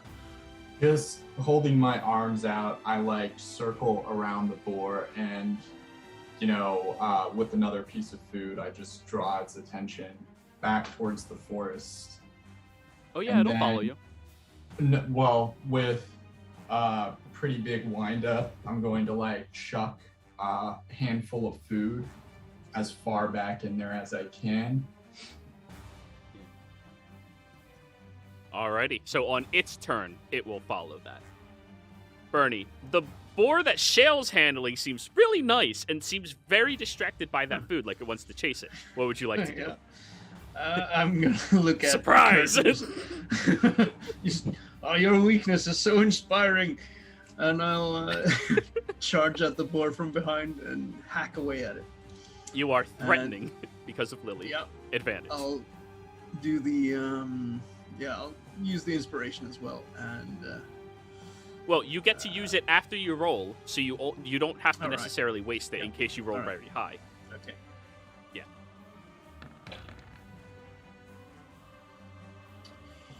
Do you think 14 hits? Should, but fuck it, I'm gonna use it anyway. All right, roll your d6. All right, and All I'm right. also gonna use Thunderous Smite. That is a So- bonus action to cast. I'll allow you to do it this time, but when you All right. use those spells, you have to bonus action cast them and then hit in order to get the effect. All right, okay, yeah. I'll allow you to do it. It's fine. It's a new character. You're good. Yep. Go ahead. I think that's a strength save. Ooh. That is its only good saving throw. Well, not only. So it is successful. It rolled a 17. All right. So half damage, half of 7 down to 4. It is looking really rough right now, but it still seems to be going. All right. Alrighty. And you all hear a very loud echo through the entire forest. Go down, you beast! I shout after that, Bernie, no! Lily, your turn. Yeah, Lily's gonna just quickly stand up, crack her neck because that hurt a lot, dust herself off, and then on the glove that she once showed what Bernie Bernie what it did in session 0. She's gonna like turn a knob, and you just hear like the whining get louder and louder, and she is going to cast Shocking Grasp at this With boar. advantage. Mega Buster. That hits. You all see a large spark of lights coalesce around the creature's body, but it's not dead yet. It's not dead yet. Shoot. Yeah, so I can't like dual wield attack it with bonus action. Not with a weapon. No. You're not that well trained yet. You're level 2. Crap. All done. Well, yeah. All No, right. actually, Lily is then going to move like back, and she won't provoke because Shocking Grasp does cool no reaction. Yeah. All right, now that you're out of the way, the boar is going to turn over towards you, Bernie, and with disadvantage attempt to attack you. 9. No. It moves its tusk over towards you. Then you see a jolt of light, and it cries a little more as it like slams its head downwards, confused. Marion. All right, I'm gonna take advantage of that no reaction and just walk about 10 feet back. Watch as his ring turns black, as well as his eyes, as a spectral hand claws at this boar's tusks. Chill touch. Roll your damage. You could theoretically not kill it. How do you want to do this? Yeah. As this ghostly spectral hand reaches out from the ring, it grabs upon the boar's skull, and it just like pulls the entire thing off. Alrighty, it grabs down against the creature and rips backwards so hard that the creature collapses down to the ground, completely dead. Luckily, everything else seems to be decently safe for the time being.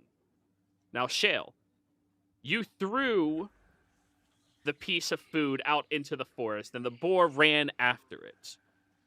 As you look back, and the other boar is lying there on the ground, dead from everybody.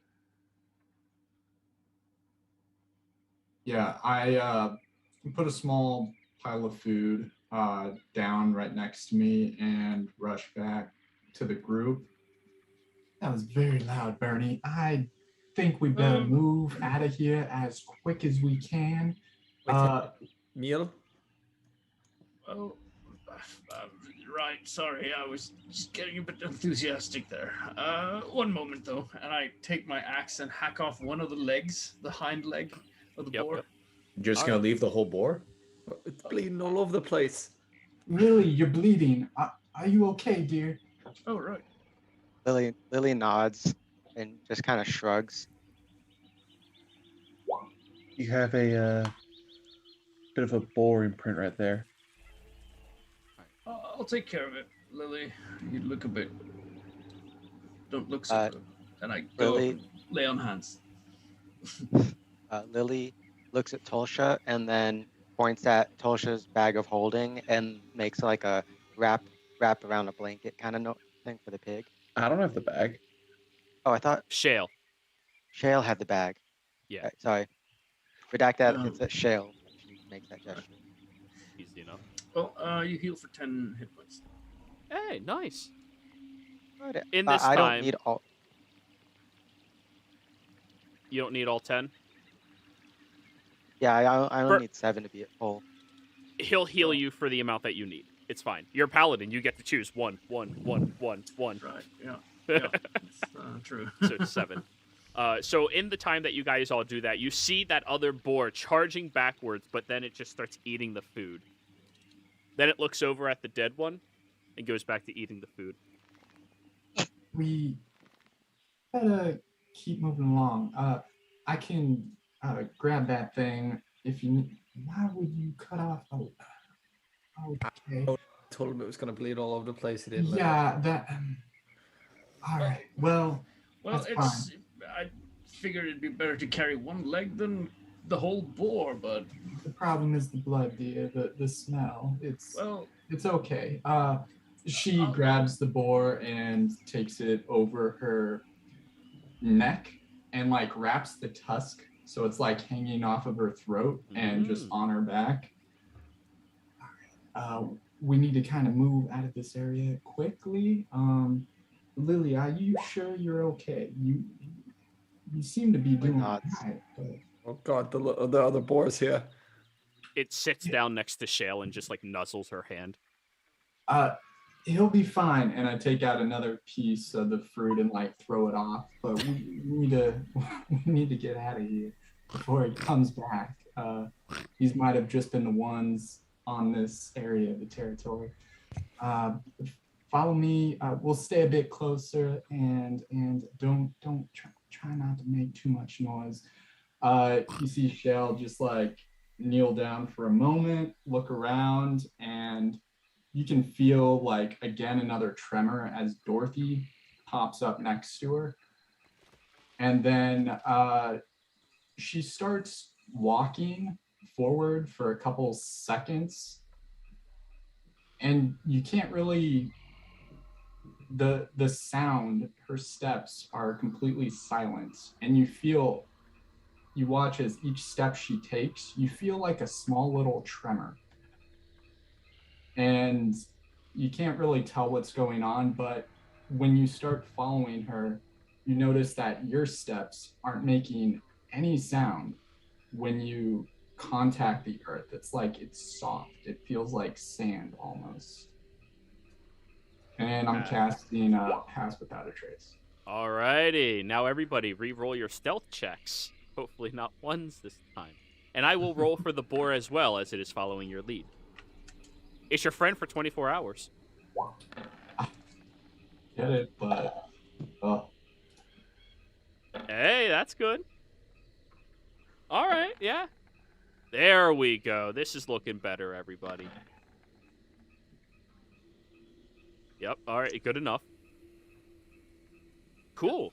Your group average beats almost every animal in the animal kingdom. So, nothing smells that dead boar.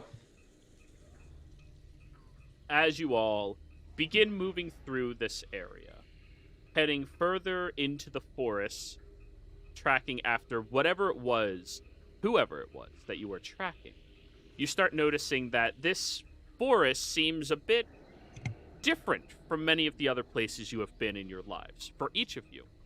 First off, the trees have a larger trunk, sturdier bark. Then you notice the tracks of the animals seem very large, abnormally large. And you notice a few other creatures moving through here. Big in nature, but although everybody else might react instinctually defensively, Shale, you would know they're not predators. So long as you don't encounter them directly, you should be perfectly fine. The sides of the head and the front of the head, big distinguishing factor. And you notice more reptilian creatures out here with scales, but large. Some of them are bipedal. Most of them are four-legged, though.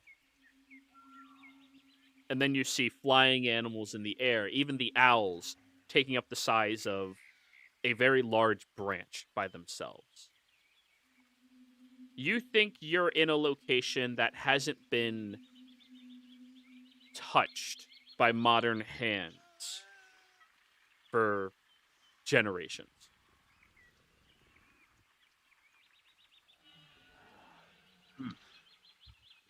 Just keep a good pace until the effect wears off. I believe it's an hour, so we kind of hustle during that time, and then once it comes to an end, she'll like slow the pace back down so we can try to be a little more careful. After an hour, yeah, you all have moved deep enough into the forest, and the track of the individual you've been following seems to become a bit harder to keep trail of. I would like another investigation from whoever's looking for it. I will assist and give Guidance. Well, you can roll the d4, but the 25 is good enough. 26 it is. Anyways, you look around this area and you start noticing that the trees actually have markings, as if a person with a precise weapon left the markings as clues as to where they were so that they could backtrack in case they needed to. And in some of the situations, they seem to have backtracked. In fact, as you were heading up ahead in this direction, you notice one of the markings on the tree was actually X'd out, as if to describe, no, no, no, do not go that way.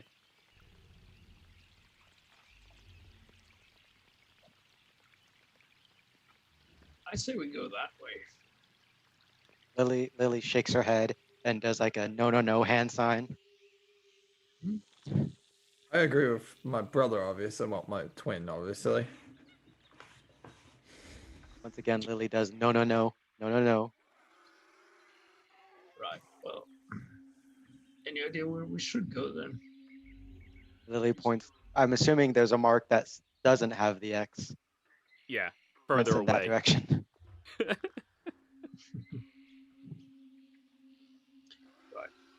Well, someone should really settle this place. It's so untouched, uncivilized. Should be Plus, developed. those foresty folks, like the druids, that's what they're called. Right. One of those. Right. I heard there was one that liked to turn into a wolf and just pretended to be a wolf for years. He didn't feel comfortable in his own skin. Preferred his fur. Anyways, let's keep moving. I don't want to meet that guy. No. Bullshit. So you, As everybody else deviates to a different area, you are the only one who hears a puzzle tongue. A whispering in Snakian. Mm-hmm. Fresh meats. And you notice that there is a very small yellow snake coiling around your leg. Very small, though. Hello there, little one. I will say back to it. It'll look up at you. Are they your foods? More like companions that help provide food.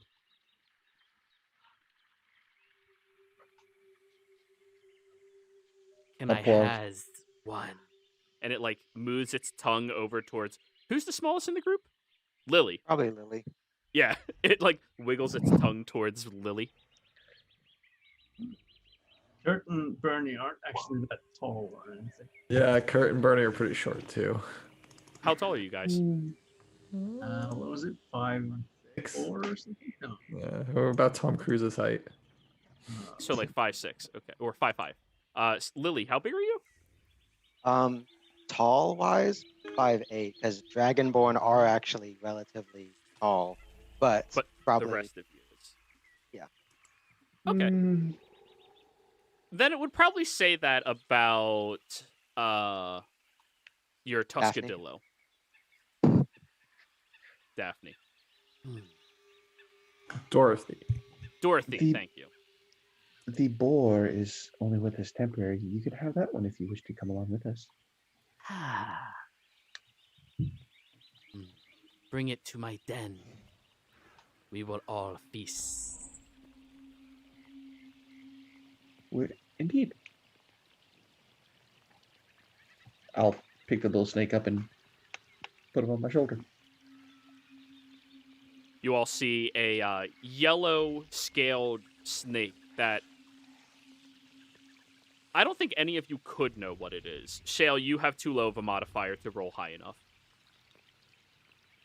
Let's just say it's a banana python. Maybe. But it's thin, like a garden snake. Small.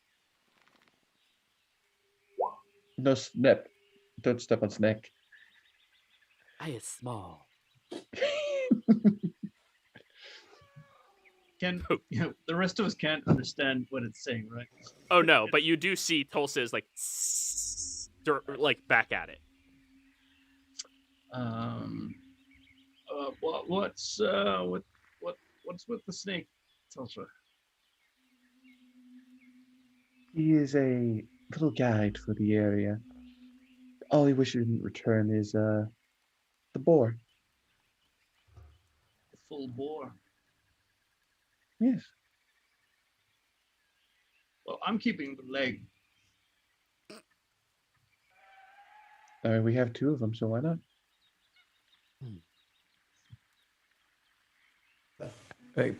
Bernie, I think she's talking about the friendly boar that's following us right now that keeps eating all of Shell's rations. Right.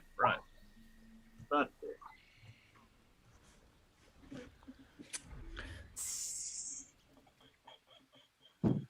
Yeah. Now that you have this little snake here. Oh, by the way, Tosha, it did bite you. For 1 point of piercing damage. Mm-hmm. Nothing else happened though. I mean, it's a snake. I expect it to bite. Oh yeah, no, it immediately went, ooh, you're food. Maybe you're not. So, get that thing to sell. Or are we gonna just find a city and you're gonna sell it? Right? We're not keeping it. No, he's a guide. And if he wishes to stay, he is more than welcome to. Can't believe we're bargaining with this snake. Yeah. With friends like these, right? Snakes are quite knowledgeable about the area. They're able to get in all kinds of nooks and crannies. Well, I suppose we could collect some snakes and start our own business as a snake oil salesman. Oh, dude, I would love to write contracts for that. Sad guy that has to go town to town selling that. As Lily hears this while she's next to Marion, she's just slowly turning her little shot glove up, and the whining is getting louder again. What's wrong? Slowly pushes the glove back down. Tosha, the snake will continue. So, what is it that you are looking for? Someone who passed through the area recently that made the marks on the trees. You mean the sneaky one? Yes. He found his way to our den. We bit him, but then he fled. Sounds like he tried to rest somewhere he didn't belong. People usually find our den warm, welcoming, easy for us to slither on up. Indeed.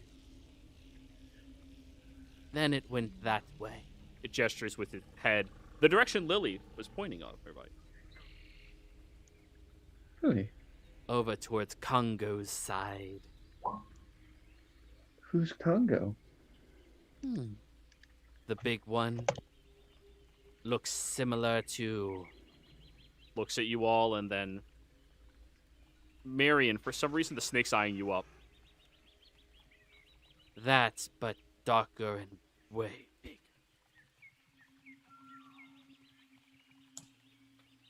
Bigger than me? I think it is a ape of some kind.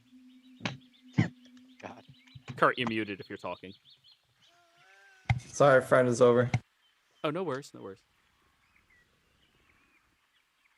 Apparently that way is where from what my new friend is telling me, the sneaky one went.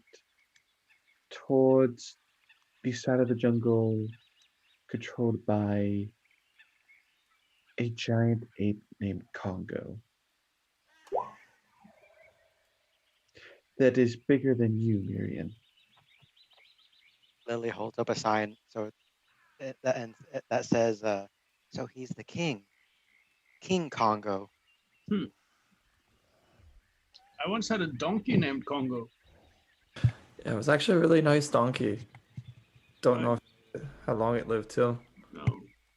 He got crushed by a barrel that fell from one of the storehouses at the docks. What is your name, by the way, my new friend? Steve.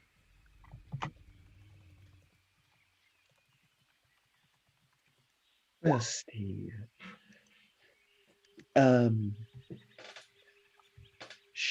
Shell, can we take the boar that is currently around your shoulders to Steve's den as payment for his services? I'm sorry, what, dude? I point to Steve. He's acting as a guide for us, and in return, he wished for the boar. The one that you're currently carrying. As a meal. Oh, the dead one. Well, he wants it, sure. They can take it. Do you want us to leave the boar here for you, Steve, or should we take it to your den for you? Carry it to our den. Let us point the way then. We're not going to his den. We will leave it outside of his den for him. Well, no, that's not the point. But he's a predator. I mean, yes, snakes are predators. However, Steve wouldn't want to, at least I don't think, harm someone who is giving him a free meal. I mean, yes, he would. That's what all predators will do. The morality of snakes. The morality of the food chain. Yeah.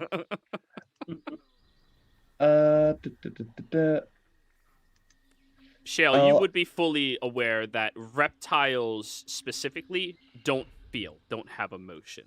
They're calculative. They're very specific to get what they want. Now, they are hospitable in situations if they continually get what they want from the person doing that. But yes, they can also be very deceptive.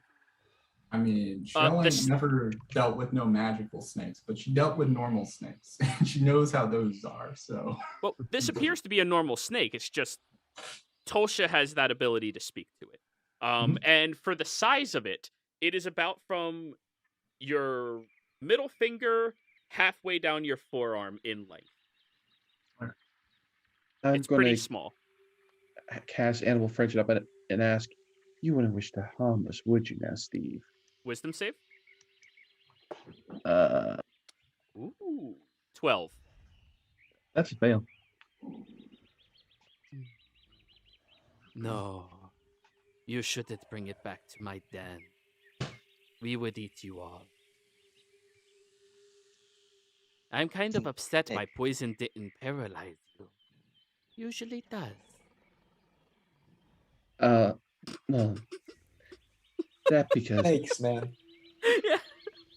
Well, Steve, that is because I'm part snake myself. I realize. But anyways, if you wish to leave it here, I can still help you, no problem. Then we shall. You can leave it here, Shale. And the rest of Steve's friends will come and get it.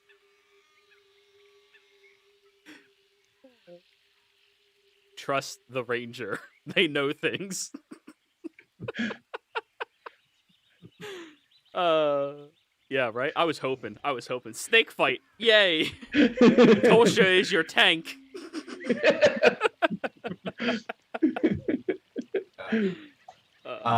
We leave behind the butchered pig and keep going. It will show you around. Apparently, Steve did follow the sneaky one for a period of time, and the sneaky one is the one leaving these marks, so it is the person you've been tracking this entire time. And it gets outside of Congo's territory, where you see there's a wide girth between all of the trees, much, much bigger. There's also what appears to be a lot of fruit hanging towards the top of the trees, but they're very large. Some of them look like pineapples, others look like bushels of bananas, but like for just size, the banana looks like the size of your forearm. It is huge. in this area. And the individual seemed to have headed in this location and made a small camp here.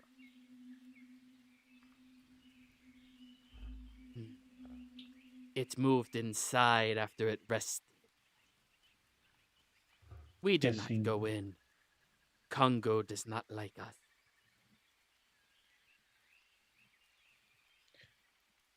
That's a shame. You're very hospitable. Hmm. Give him a nice little scratch at a good area.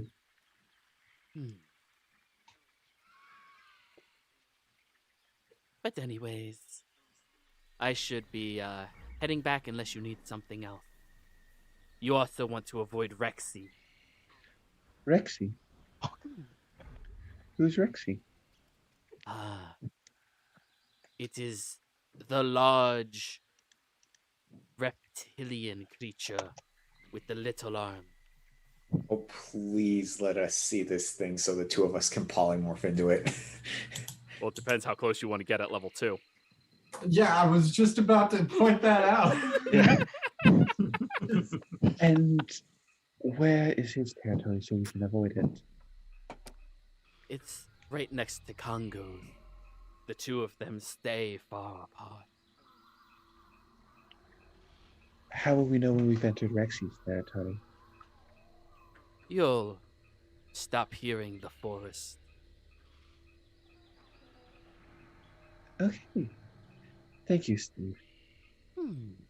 I'll lower him down to the ground. Slithers away, and as it is moving through the area, it does look back at each of you, and you see like a little bit of a venom drip from its fang before it keeps going.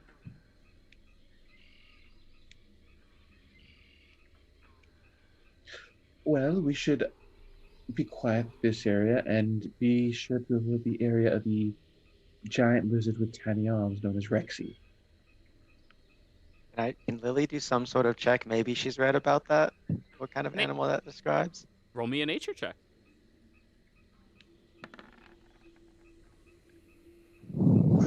Nothing that you've ever heard of. I studied in kinda- a more foresty one. Can I make a check? Sure, nature check. Lily holds up in her little board things. She kind 21. of wants to see what it is. You've heard about things like that, but you've never actually researched or studied them. By the sounds of it, it's probably something from the Jurassic era. Some type of, like, dinosaur.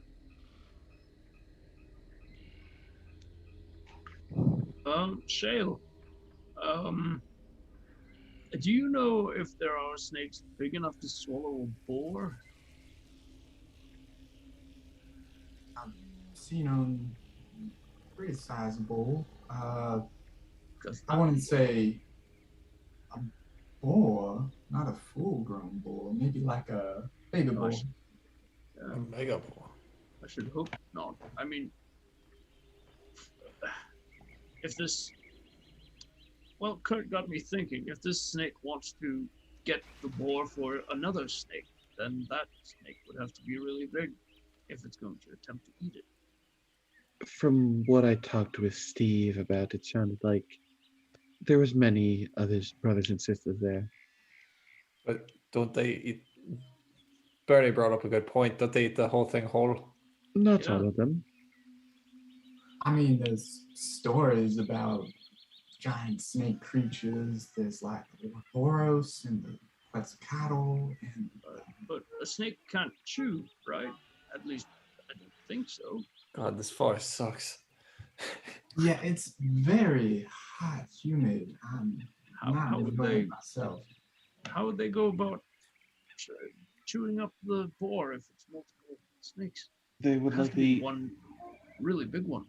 they would likely take a section, tear it off, and eat that section. Oh. Lily takes a handful of the giant banana she collected, and she offers it. The banana does weigh 5 pounds. Yeah. Let me help Yeah, you. no, she She put the banana in her bag of holding, and then just kind of reached in, scooped up a piece of like a handful of banana, and That offered would it. make some great banana bread. Now, does it have seeds you can plant into a tree?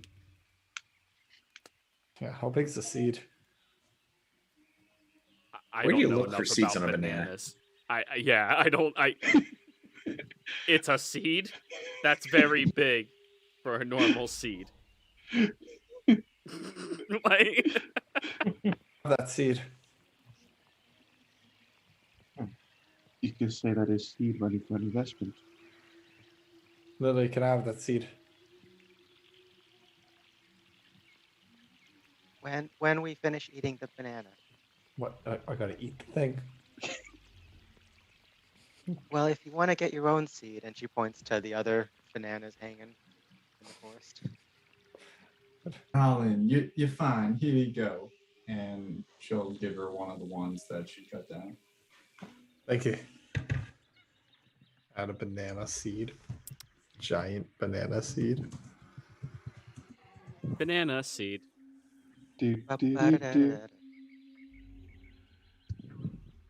Anyways, so you're all heading into Congo's territory then?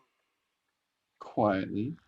Well, we're following the trail, and if that leads us to the Congo territory, then yeah. All right.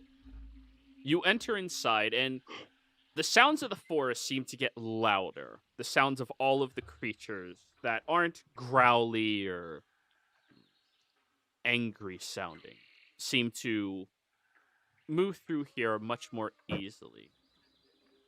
As you are moving through, you see that there's very large mammals in the area.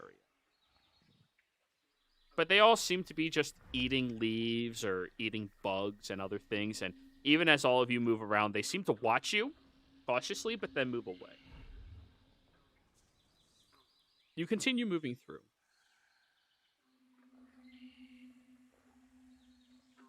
And you see up ahead that there is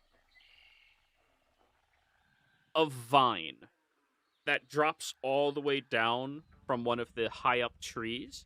And the vine has a coiling of a different vine going all the way up. It looks like a completely different color with little knots in it heading up. And those of you with the slightly better passives of 14, when you look at it and look up there, there appears to be a constructed treehouse of some kind.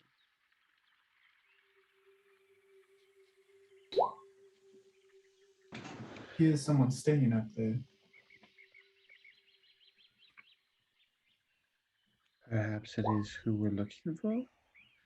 That or Congo. One of the two. Or someone else. One of the three.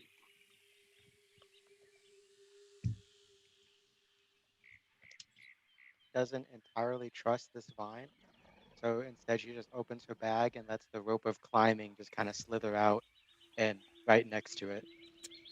Climb up your rope of climbing. So you're heading up there by yourself? I mean, she gets a head start, but she assumes people are going to be following. He's following right behind her because he knows she'll get into trouble otherwise. All right, so give me an athletics check to move up that vine. I'll follow behind them because someone needs to heal them. I'm cocked, but it's a natural 1 apparently. You Oh, I grab thought it you were and- following. I thought you were following on the rope of climbing. Oh yeah, that is a cocked roll right there. Oh yeah, the two of you could definitely be on the one. I know, it's how their roller looks. Whatever. But yeah, the two of you could use the rope of climbing no problem together. So everybody else who wants to go up there has to athletics. Unless you have a natural climb speed for some reason. And no tabaxi here. And no human variant with the athlete's feet. Yep. 16. Tolsha, you're making good speed up there. You're going perfectly fine. Shale, however, you're kind of stuck at the bottom as Kurt gets up about 15 feet and then slips, and his foot is tangled inside of it as he's hanging upside down now. Well, I hate forests. I hate this whole thing. This guitar, that loot doesn't fall. I'm not too big a fan of this place myself, actually. Bernie, are you helping high- him right himself, or are you going over him? How You use high is the vine? The total height all the way to the top seems to be about 80 feet. 80 feet. Okay. I can't do that. I'll help him up. I'll be bringing up the rear just to make sure we get everybody Alright. situated. So, Bernie, were you climbing over him or helping him to get untangled? Well, I guess I'm helping. Okay. Give me a sleight of hand check. Sleight of hand. All right. Yeah, to see if you can do this gently enough that he doesn't just fall. Yeah. Is it possible to try and like cut him out of the vines, or is that those the vines? It's the vine that goes up there that he's tangled in. Right. Think like Right. gym class where like you wrap it around your leg, and he did that Yeah. part right, but then he fell backwards. Right. Fair. Oh, hey, that's not bad. 17's good. Kurt, Shale kind of like reaches up and supports your shoulders as Bernie grabs your leg and like uncoils as your leg slammed down and like you stumble backwards, but luckily the two of them manage to keep you well balanced enough you don't actually take fall damage. Awesome, thanks. That was real nice. Bro. At this point, Marion and Lily are already at the top. Well, I just Tulsha grab the following. climbing. What? Can I grab the rope of climbing then? It's only 30 feet. They have to keep using it to go up and up and up. Oh, I thought it was. Never mind then. Yeah, no, it's not a rope of flying that just brings you up to the surface. It climbs, unfortunately. There's an item to make. A rope of flying. Whee! Anyways, the two of you get up there, and you look inside of this tiny little shack. It looks very well aged, and there's a few furs that are lining the floor to create a soft exterior for people to like lie on or relax in. There's a couple of pillows here as well, placed on the floor that look like people have been seated in it before. Then you look around, and there appears to be a small little stove in here, oven, with what appears to be a pot of tea that is currently boiling. You look around, and there's about 15, 20 birds in here of all different varieties, kind of like watching you all.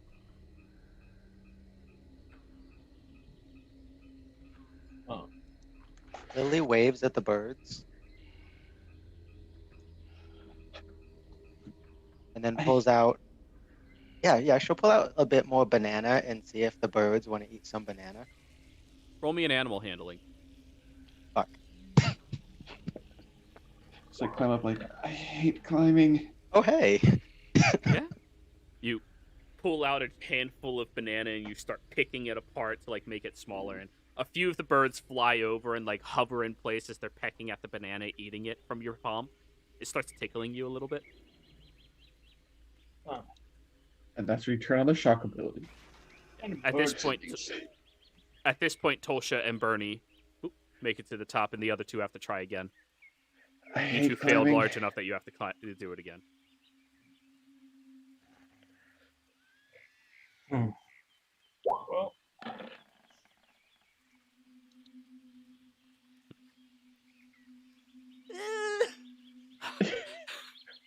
You know, your brother dominated that class. You didn't even try. Like, it was...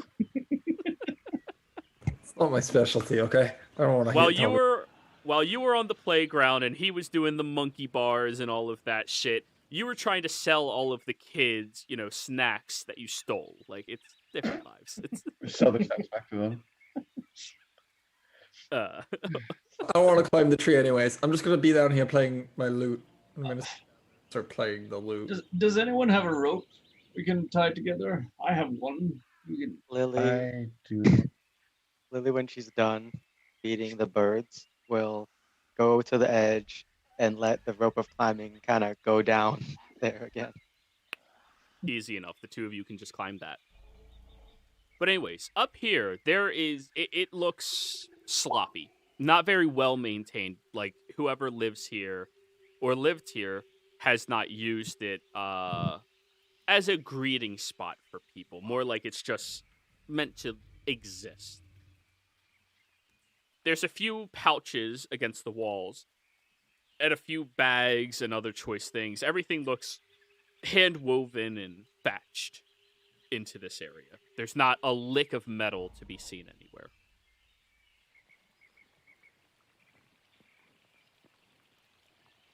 I'll look towards the birds. Hello there. In bee speech. The birds all look at you. Hi, hi, hi, hi, hi, hi, hi, hi, hi, hi, hi, hi, hi, hi, hi. Roll me an insight check, Tulsa. Insight. Guidance. That one. Will Tolsher think these birds are trying to kill us? Quite possibly. One of the birds in here seems to be watching you all and like trying to see what you're all about. And when you do that, it's the only one that doesn't actually speak out to you when you say hi.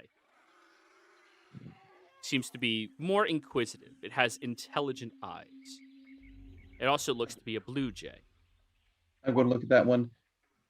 You wouldn't have to be the brother we're looking for, are you? Tilts its head at you. Your eyes are more intelligent than the other ones. It smiles, and you all watch as the blue jay flies down into the center of the room and then transforms slowly into a standing furbolg man with blue fur, leaves tied all throughout his hair, a little loincloth to give him some modesty, a large loincloth to give him some modesty, and nothing else other than a staff.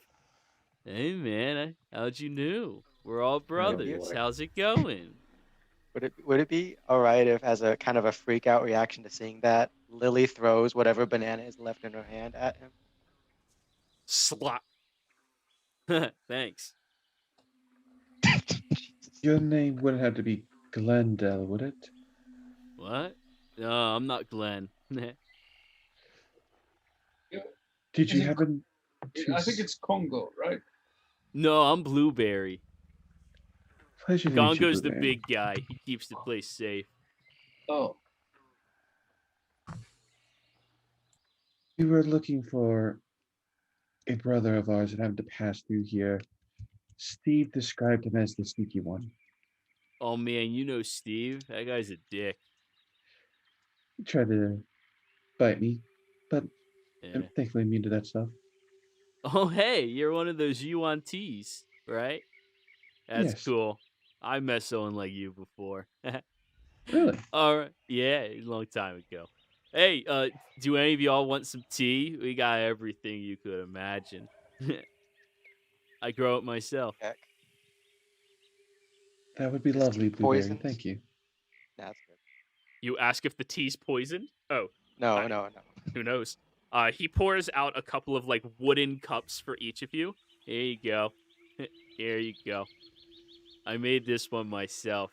It has a little bit of lily in it and blueberries. It's my name.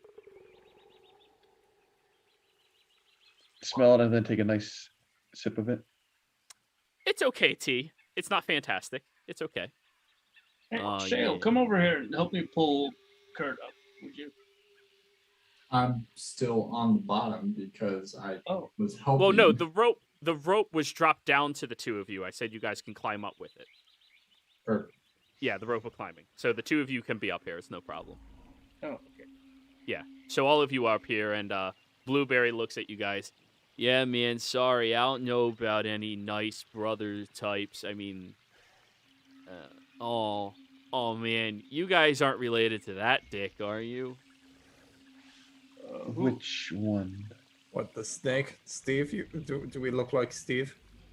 No, not that dick. A different dick. I'm sorry. I'm being generalizing. Here, take a seat. And he gestures to loose pillows and just, like, plops down. Take a seat on one. Yeah. Yeah, this weirdo came through here, and he apparently was a little out of breath and climbed up here, and Usually when people I don't know come here, I turn into a little blue jay and hide. Yeah. Yeah, I can Very watch clever. them to see if they're good. Yeah, right? The other birds just hang out. It's great. We have a birdhouse up top. You want to see it? I would love to. Oh, cool. And then he stands up and starts heading like over towards the center of the room and pulls down a little latch that has a rope coming down. His train of thought is easily broken. He seems to live in the now. We were just about to get the information we needed. About the dick that just showed up at your house? Oh yeah, that guy. Well, he climbed up here and he immediately started like throwing everything around like he was trying to steal from me, and he did. He took some stuff, man. Like it wasn't cool. What did he look like? What? Where was he going? Oh, I only followed him for a little while. You'll have to ask Congo that. Oh. Congo chased him out of here. He apparently saw him and went in for an attack and then got pushed away. That's rude. Yeah. Oh, but what he looks like, a little on the paler side, like dark under eyes, almost like he was wearing makeup. You know, I don't judge. It looked good, honestly. He had like this really, I don't know, like bluish, darker bluish looking leather. Looked dyed like he killed someone. It's really unfortunate. And then it had a whole bunch of those little metal bits on it as well, like sticking all over. Yeah. Was he... What race was he? Human, tiefling, furball? Oh man, I don't know. I mean, he was closer to you, points at Miriam, but not that tall. More like you, look, points at you, Shale, but like without the ears. He's just like really pale. Guess that's kind of like a human. I don't want to presume anything.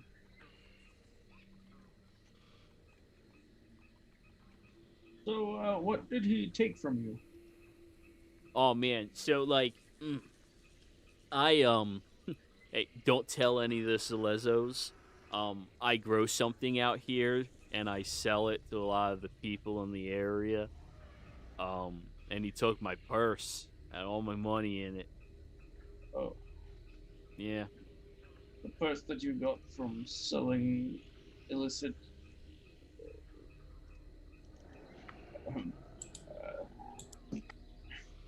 I don't know what that leaves? word means. No, Well- it's Sounds like you're down on money, and I can help you out with that. I have a contract for you. I'm going to pull out the forest fire. no, Kurt. Just leave it with the contracts. We're not recruiting this fellow. Oh hey, He'll get 2 gold pieces. oh that's not very much. 3 gold pieces. Just for taking this? You got to sign it. Oh, Don't sign anything. I don't he know how wants to you. do that. Well, I have a pen right here. You just put your... Do you actually have a pen? Yes. Ink pen. He has an ink pen. He went out of his way to start with this shit. Yeah, I think it's part of like the scholars crap or forgers stuff. It's the... So, you hand him the pen. He looks at it and goes, "Oh man, that looks like it'll hurt someone. I don't want to hurt anyone." We have just ink. Here, dip your finger in it. and No, just... no, don't do anything of the sort. Stop it, Kurt. I Yeah. almost stopped Oh, that's nasty. He like We should put- tastes it. Oh, I don't want any of that. No. Oh, yeah. Lily hands him Ah. some banana to get the taste out. Thank you. And he just like he takes a bit of the peel from the banana and rubs his tongue with it. Ah. You could... Lily then also, with her etchy sketchboard, asks, the doodle's still on there, but next to it as well, what are your rates for what you sell? He looks at the board. Yeah, that's some funny symbols. She's asking what your rates are for what you sell. Oh, man. So like what I got, I only have one variety right now because it's been harsh out here.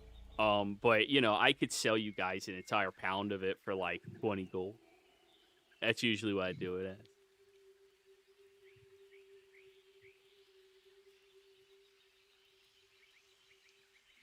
Interested in shipping in, Lily? I mean, I did start with this. Lily will pull out a gem that's worth 10 gold pieces. Huh. Oh, that's pretty. We'll take it from you. What type of gem is it? I don't know. It's part of. I think it was part of the background thing. It's a gem worth 10 gold pieces. Well, make it up. Let's Tell me say what it's gem it a. is. Yeah. Let's say it's a jade. It's a jade, so it's green. Okay. Oh, man. Yeah, okay. I'll give you a pound for that. Puts it in his pocket. Lily opens her bag for him to put the stuff in there. The goods. He'll go back into the attic, and then he pulls out, like, a cloth that's wrapped in a square and hands it to you. Here you go. And without getting too descriptive about what's inside, y'all know you have a pound of it. Enjoy. Yeah, Lily puts the pound away, maybe wraps it one more time just to be safe. And then once it's in there, she gives a thumbs up to her brother. But yeah. You got just 3 of them. Just don't bring that stuff back to Tal'Dorei. All right. You don't do trades, do you, friend? Oh yeah, I do. I love trading. Yeah. I've actually got like a source myself. If you'd like to exchange some. Yeah, sure. Same thing for the Now- same thing. Pretty much, I'll give up like half of what Shale has and just exchange it. Now, Bernie, interesting factoid. Tal'Dorei is very open-minded about a lot of things. It's legal to sell it over there, and to grow it, and to have it, and do whatever the fuck you want with it. Over here, it's illegal. Alright. Actually, no. Yeah, okay. Never mind. But So, he'll do the even swap with you. Yeah. Oh, man, I like you guys. What are your names? I'm Bernie. Burren, I mean. Burren. Nice to Yeah. meet you, man. And he, like, goes over and, like, yes. gives you a hug. Yeah. Right. And it's so warm. Like, this guy he feels warm and welcoming as he, like, envelops most of your body. Furbolgs are fucking huge. Yeah. Okay. Oh, man, you're not a Hey. hugger. I'm so sorry. I forgot I was supposed to ask first. All right. It's I fine, it's fine. apologize, man. Just a bit surprised by the gesture. Yeah, I'm Oh. sorry. Hand out and be like, "Oh, name's Kurt. Kurt Craigslist. And if you ever need a job, I'd be happy to get you one. Bridgeburners are recruiting, and you look like you could handle yourself." He looks at your hand and, like, claps his hands over it and, like, gestures with you. Yeah, man, of course. I don't Say really Kurt- like working, though. Oh, don't worry. I know you said Kurt Craigslist, but I heard Kurt Craigslist. I mean... Yeah, Lily holds up her little etchy sketch with a drawing of a flower lily on there. Points to that, then points to her, and then holds out her arms for welcoming a hug. Oh, hey, that's a jade lily. Those things grow in, like, swampy areas. It's great. And then gives you a hug. He knows a shit about flowers, obviously. So, sorry, Blueberry, was it? Blueberry, yeah. My friends call me Blue. Right. Hi. So, do you know if there were any other people coming from Palma Flora? Oh, yeah. Yeah, you mean like, oh, yeah, that, I'd say about, like, 10 moons ago or so, there was quite a few coming through here. I had to help them out. Oh, right.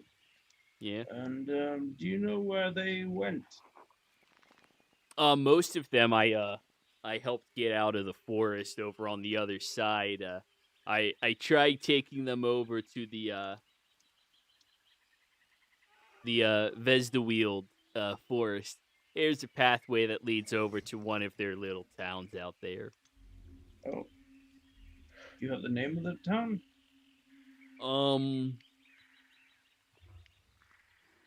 Port Dalai Lama. I don't think I'm. Do you mean Port Damali? Yeah, that's what they call it. Sorry. Oh, I was thinking right, about right. a friend of mine. Oh, right. Okay, so, well, that's a good. Thanks. Yeah, of course. maybe- Oh, yeah, a lot of them were a little hard up, too. In fact, if you don't mind, he reaches back up into that ceiling area, and, like, when he goes to his full height, he's, like, 7.5, almost 8 feet tall, but then he slouches, like, naturally to fit in here, and he pulls out this, like, large jug and, like, hands it to you. Yeah, if you're going there, can you look for a little green fella with a little bit of brown in his skin? His name is Golo. Go.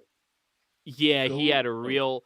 He had his mistress had like a real bad infection. I told him I whipped this up for him, but I haven't had time to like get someone to give it to him. But if you come across him, give this to him for me, man. It's a Sure. real bad infection. Oh, Of course. right. Yeah, we'll take care of it. Man, y'all are great. And he like grabs your shoulder, Bernie, and Lily's, and like shakes the two of you. Yeah, you guys are great. Yeah, thanks. Steve also mentioned someone called Rexy. Who's that? Oh, Rexy, he's a bit more territorial, man. He owns like the other side of the forest. Congo keeps us safe. This is like the habitat, where we can all relax. There's not really any predators. I mean, Steve tries once in a while with his folks, but Congo can usually kill them real quickly. It's a shame when it happens, but to save everyone else. Right. And is there anyone else in the area other than Steve and Congo and Rexy that we should be aware of? I mean, looks you all up and down. The little one moved on a while back, so you don't have to worry about her. There's a few other guys that are a little bigger. If you make too much noise, they might come after you. I recommend you usually got something to offer them. I usually go with, like, some animals that may have also died around here. I pick them up and trade them off, I don't want to kill any of them or hurt them or anything. Right. What? Would there be any chance that you could maybe lead us to where you last saw a friend and where they ran off to? Oh, sure. I'll take you guys to go meet Congo. Let's go. Okay. Thank you, Blueberry. Yeah, of course. He like stands up and immediately goes to the rope and starts climbing down. Okay. Yeah, we'll climb Paula? down. Yeah. Blueberry, Yeah. when you transformed into that blue jay, how exactly did you do that? I went, oh no, there's people. And I was like, but if I hide, I don't have to talk to you if you're bad. And I did it. Can you do that with into other things? I mean, I could turn into anybody I ever met. That one was Meredith. She's nice. Well, I look like her. I'm not her, Pretty much anyone I meet, I can turn into. Could you turn into the jerk who stole your stuff? I mean, Furbolgs do have the racial ability of Yeah, they do have disguise self. Yeah.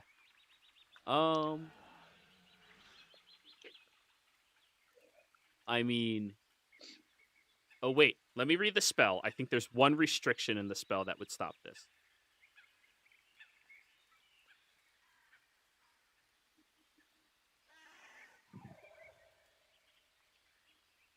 I mean, if it's a size difference, they can still turn into it. They just turn into the size difference version of it. Yeah, they're the size is not the issue.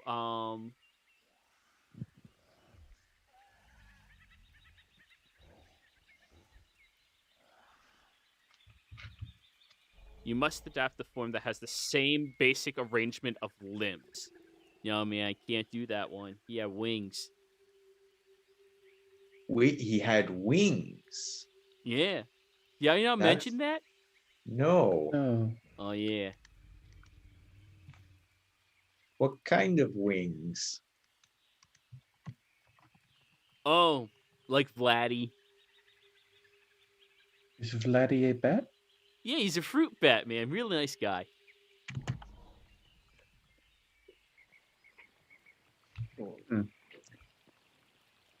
We Yeah, Can I can't roll turn in. a religion check on that? To sort If of you would like, yeah, go for it. try and get a sense of what the creature could be. Pale skin, black eyeliner, and bat wings. We're looking for Dracula. we're 6, looking for- Bernie. Like, We're looking for Fabula, not Dracula. Fabula. Fabula, yeah. Yeah, man. Sorry, I wish I could help you with that one, but I'll take you over to Congo. Thank you, Blueberry. Yeah. Also, I was just curious. Do you think you could possibly guide us through the forest, like you did with those other people a while back? Sure, yeah. If you guys are lost, I can help you. Well, we're not lost per se. Oh, so I you mean, got this yourself. It's no problem then, man. Don't worry but about it. if you could show the path at least to Port Damali, that would be very helpful. I assume you're saying this as you're climbing back down to him. Yeah. Okay. And like when you get down here, I'll put a hand on your shoulder. You don't need to be insecure about being lost, man. We were all lost at some point in our lives. I got you. It's fine. Right. Thanks. Yeah, no problem. Not quite what I meant, but right. Yeah. Oh God, with your flaw in this guy, I'm so sorry. Like that's. I just remembered that. I was like, oh fuck, I'm so.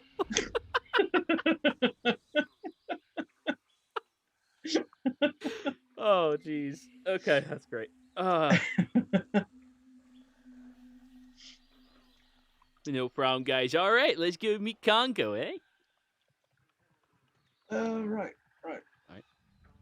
As you all climb down here, he gestures at a couple of trees with his stick, and you watch as like a vine whips out from the stick and slaps towards the top of the trees where a few larger bananas fall down.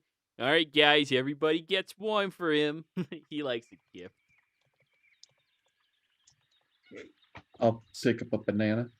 So all of you are forced to carry a 5-pound banana. Banana time. Do, do, do, do. Banana time. What'd you say, Kurt? Oh, I'm gonna use my mage hand. I think I carry it. Yeah, it can. Hold 5. Exactly 5 pounds. That's great. So you walk with him through this area as he starts shouting, "Hey, Congo! Hey, Congo!" And then he pulls out a bongo and starts hitting it. "Hey, Congo!" And you see a lot of the other animals are starting to come out and, like, sniffing at all of you, including Blueberry. Some of them are hanging out, like, just enjoying themselves in general, and others seem to be, like, inquisitive about you. The rest of the party gets them, like, sniffing, but then running away from you, not really quite sure what to think. Shale seems to be the only one that, like, they stick around with for a few extra moments. Not to mention your other boar that's still with you. By the way, as he brought out bongos, and I'm assuming he's doing some sort of rhythm while he's saying "Hey Congo" with the bongos. Yeah, Yep. Lily records that with the little soundboard thing, and also kind of rhythmatically tries to, like, kind of go along with the rhythm and make it kind of like catchy tune with it. I guess I will also join in on that performance with the lute. Sure, both of you roll a performance check. Can I instead just help Kurt? I want to see how both of you do. Okay. Do on your own, please. Hey, they yeah, you wanted to help. So anyways, as you're starting to play your instrument and Lily's starting to play her, like, soundtrack backwards, and Blueberry's doing this as well, you notice that he's starting to, like, jump around in circles instead of searching for Congo. Hey, Congo! And, like, the three of you are starting your own little, like, party here as some of the other animals are moving in, like bobbing their heads and things, and he stopped looking for Congo. I love how this kind of just became a Disney musical part. Yeah. What the This is animals what say, and they're like, yeah. Are they getting annoyed? Is one of them just like, over there, go, leave? Mostly the badgers. I thought the badgers didn't give a shit. Yeah, they don't like anything, care about anything. They're a little miffed off with you. But anyways, after about badgering 30 them. or so minutes of all of this, eventually you all start hearing and see that some of the trees seem to be waning and moving from side to side before a incredibly large giant ape steps into the clearing. Hey buddy, how you doing? And he goes over and Congo like puts his hand over him and he just hugs the hand, barely even being able to reach side to side. Yeah. Hey, you're unmuted. Oh shoot, I'm so sorry. I thought you were actually about to break out into something to press the. I'm inspiring Congo. Ladies and gentlemen, this is Congo number 5. So that's why I was like, oh, this is kind of cool. Yeah. So anyways, Congo comes out and looks over at all of you and Shale, I forget, do you have beast speech as a language? Okay. Tolsha, you do though, right? Yes. Okay. You understand. Congo moves over and goes,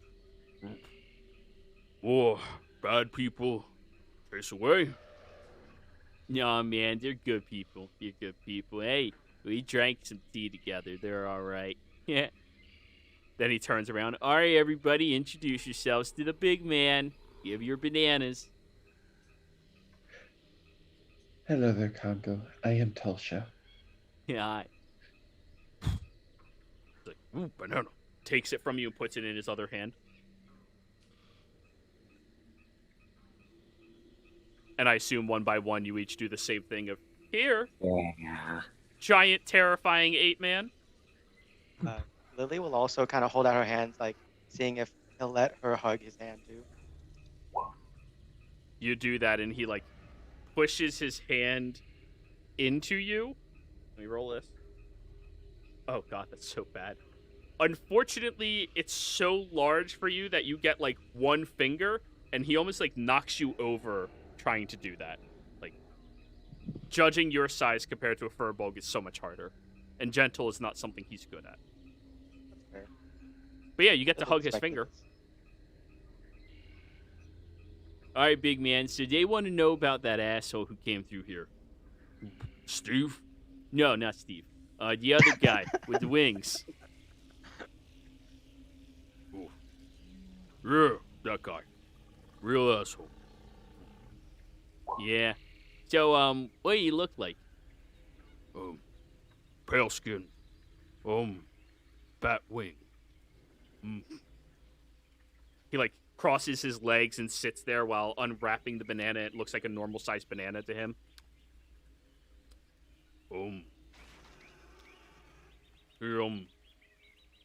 He used a, sharp stick. That's what he calls swords.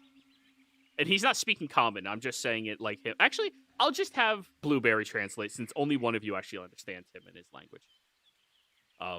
So apparently he had a sharp stick. That's what we call swords. It wasn't very, like, pretty or anything. Looked mean.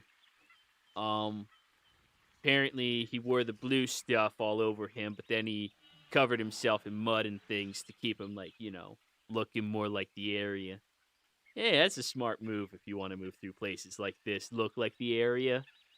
That way other things might not see you. Not everything sees too well, you know? Mm-hmm. Apparently he got messed up quite a lot. However, it seemed like all recent injuries on him. You know? Like, him moving through here's what hurt him. And he kept saying something. What was it?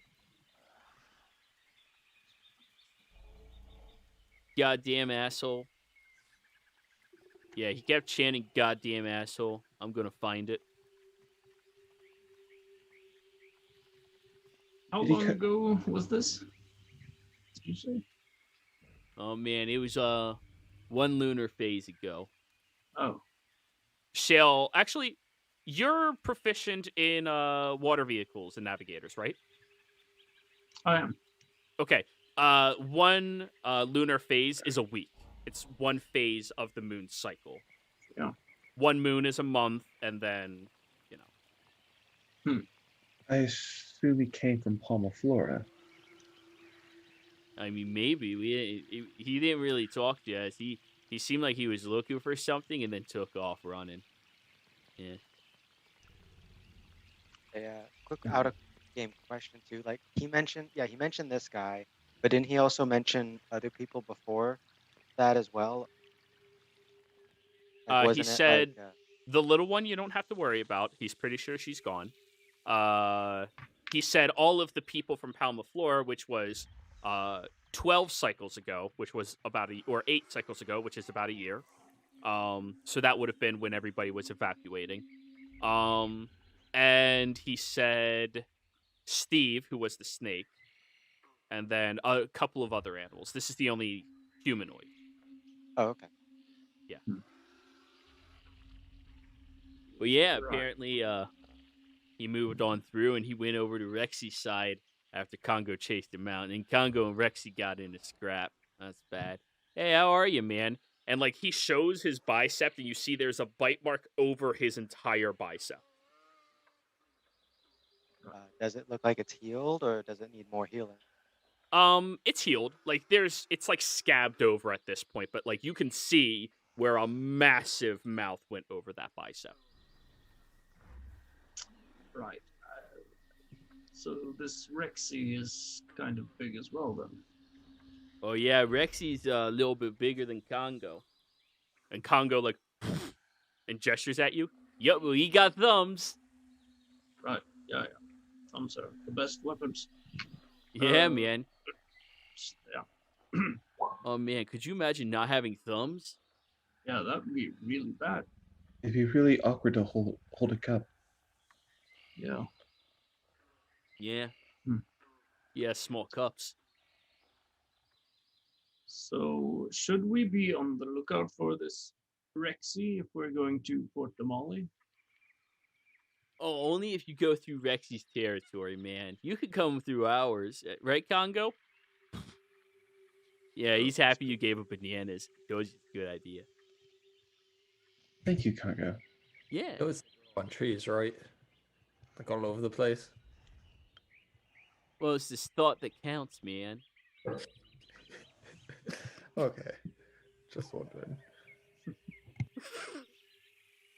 Jesus Christ, that's like talking to a fucking like a Hawaiian person. Be like, you know, you guys just have coconuts on trees, right? Like, well, thanks for the fucking coconuts still. Like, Is Congo like huge, gargantuan? he is a giant ape. So large or huge, I believe. I think they're huge. I'm Yeah, I fairly think- certain they might they're be huge. We should go back to Tal'Dorei and ask Zodiac how big giant apes are. They're huge. Or- They're huge. Yeah, they're huge. Yeah. Question: has Rexy been encroaching upon Congo's territory at all? Yeah, no, not at all. The two of them, kind of like stay out of each other's way, you know? Like, any of the animals that just need a rest up come to here, and Congo usually guards the border pretty well.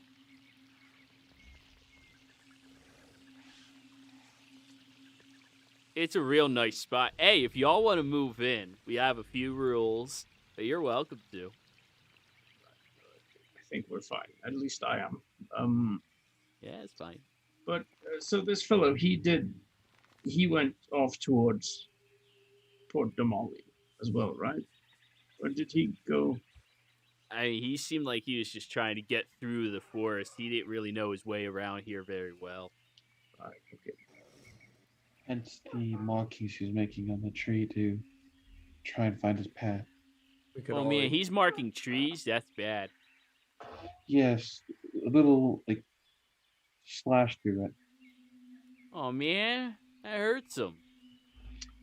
Yeah. However, it looks like it's only just on the upper layer of bark. That's good. Oh man. I guess I gotta go heal that afterwards. All right. So let's get you guys out of the forest, okay? Alrighty. Cool.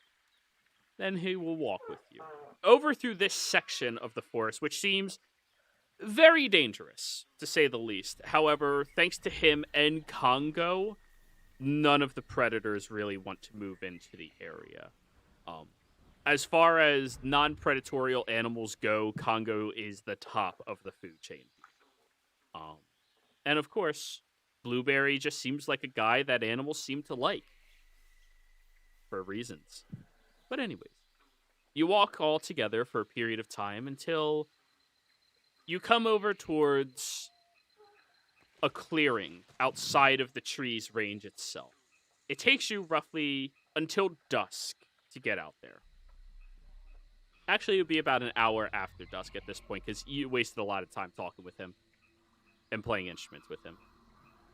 But anyways, he gestures outwards. All right, guys, that's how you get out.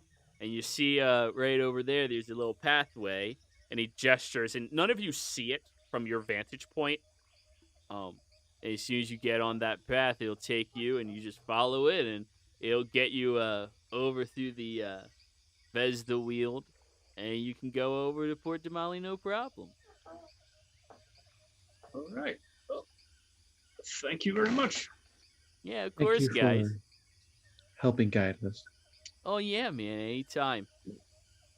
Lily gives Blueberry and Congo farewell hugs. Oh, they both take it. Plot twist. Blueberry is our father. Oh my god, that'd be fucking hilarious. Hey guys, nice to meet you. Like just Yeah. I thought I made it perfectly clear. He can't read. Like I could imagine that being the plot twist, like level 20 or level 10. It's like we led back to Blueberry. Blueberry, have you seen our father? Yeah, guys, I am father. Aren't we all siblings, No, man? We're all brothers and sisters here, man. But anyway, you all begin walking out across that area, and luckily, the high grasses don't seem to have anywhere near as pressing of an issue at this point, and you can find the path fairly easily, though it is nighttime, so you probably all want to make camp for the night.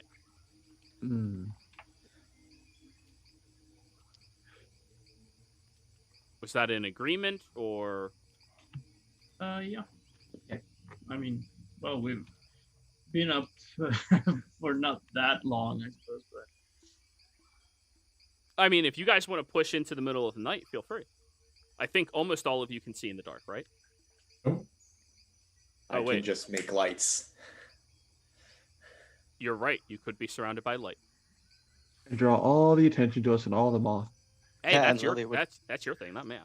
would smack Marion and just have him hold on to her tail as she leads the way. Well, I suppose I don't really feel that tired, but if you want to make camp, I suppose it would be good to get our circadian rhythms back into a regular schedule. Not really the wisest idea navigating through a forest of any sort that you're not familiar with during nighttime. Yes, that's true. It's a bit colder though, not quite as pressing temperature. It's not that cold. No, I wasn't complaining that it's too cold. I was just saying it gets quite warm in the day. But Thankfully, you're not complaining about a lack of a soft bed. no, I'm used to not having a bed. Well, that not quite in that way. But right. Well, anyway, I guess we're making camp then. All right, we got there, guys. So you all sit down right next to the road, and you're only about I'd put you close to half a mile from the ocean itself. You were at the point of a peninsula, so there are portions of the ocean that stretch out this far inland as well. Oh, Lily, tell us what you're doing there. Yeah, as we're setting up the camp and stuff, I just want to clarify too. We did get a long rest back in the back at the village. Yes, you did. Yes, you Okay, did. just confirming that because I did change, like, couple. So just that one actually. Yeah, she kind of takes out some string and stuff, and starts setting it up around as well as and it's not just a normal string. It's like some especially sort of string she made that was connected to her glove, but by the time it's there, she she then kind of like flexes her fingers on the glove, and small little pinging noises come and kind of vibrate the string. And what happens is it's not the loud alarm, but it's the alarm that will alert her alone if something sets it off. Okay. So it's like one of those security alarms for like small businesses in the city where you walk through and only the people behind the counter go ding ding. Yeah, and it's and specifically the alarm is for people for things that are her or bigger. So if it's smaller than her, then Like the it's brothers probably safe. or the you twins. know what I mean? Like So small. size category, small Yeah. or Yeah. All right, so it's your size category or smaller is fine. Yes, I should have specified that one. Okay, cool. Noted. So, you all see this very strange contraption placed down here on the floor, but hey, supposedly it'll keep you safe. So, now we have a little time at a campfire between you all. Is there anything you all wish to discuss? Sounds like our missing brother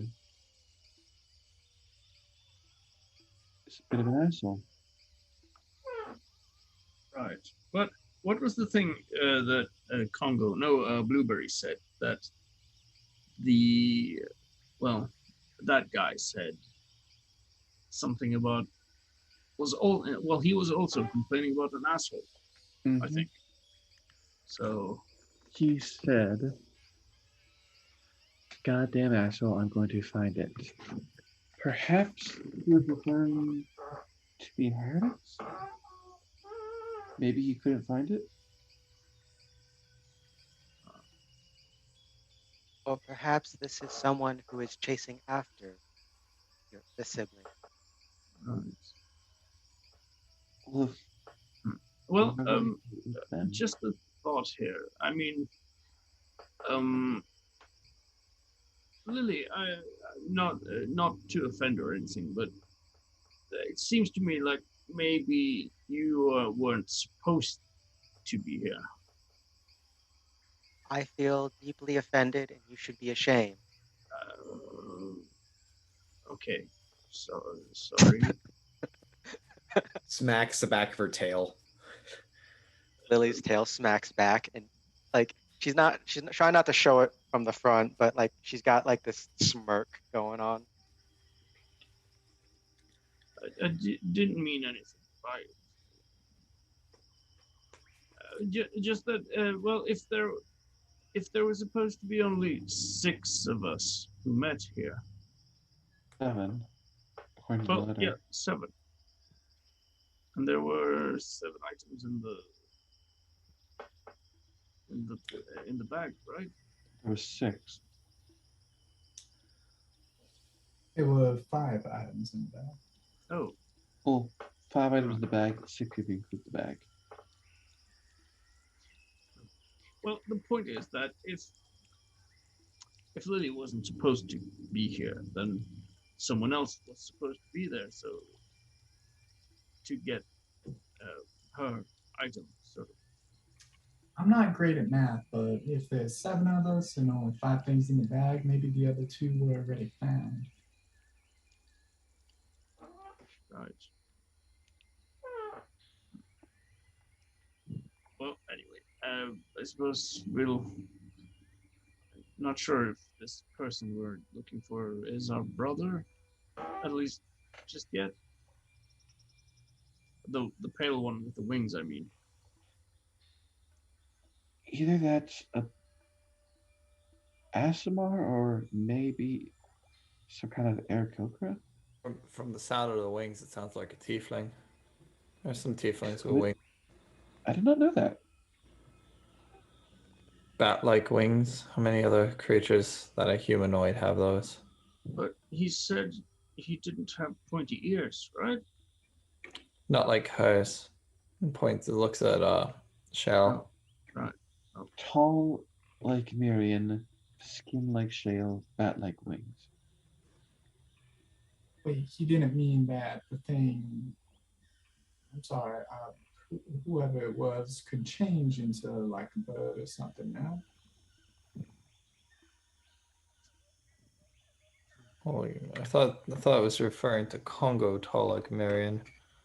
No, he was talking about the asshole that came through.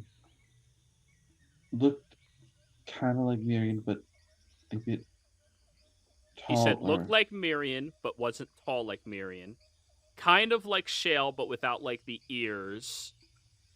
Pale, and bat-like wings. That was the description. Wearing studded leather armor. With my studies in physiology, can I make an educated guess on this?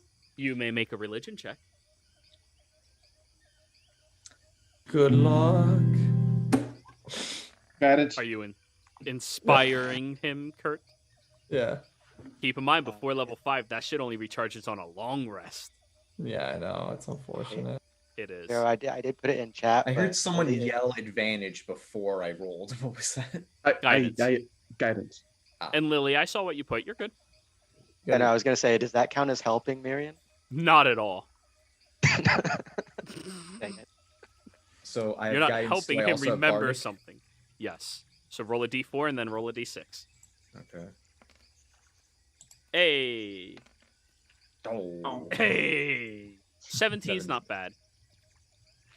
I mean, theoretically, there could be tieflings that have lineage that would cause them to have wings, though you're not positive that. You imagine it's possible.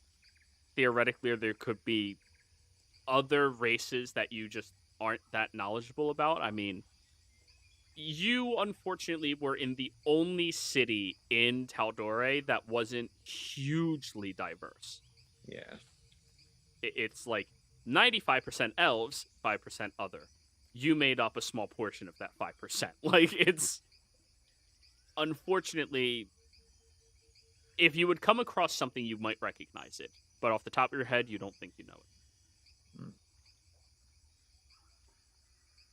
it. I just remembered I have the book of the racial things. That doesn't help me at all, right? Well, what the fuck, man? Why didn't you mention that? I forgot. Yeah, that's cool. So did I. You open up the book and look through.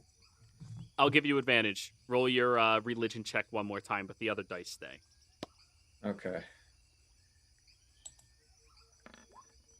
Much better. Much better. 26 then. 26. 26.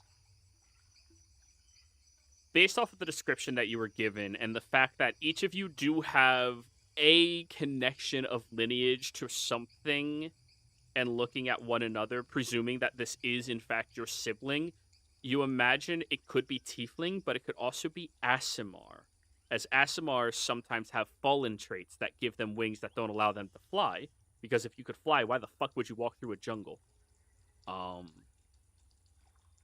Whereas if a tiefling, based off of what your book is saying, would have wings, they could fly with them, more than likely.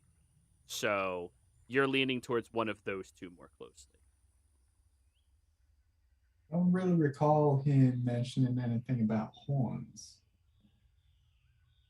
Some of them aren't really proud to be tieflings. In fact, they say that it's associated with the hells for some reason, and they cut off their own horns at birth. So, Real- so you're saying they aren't horny? It's my Telsha.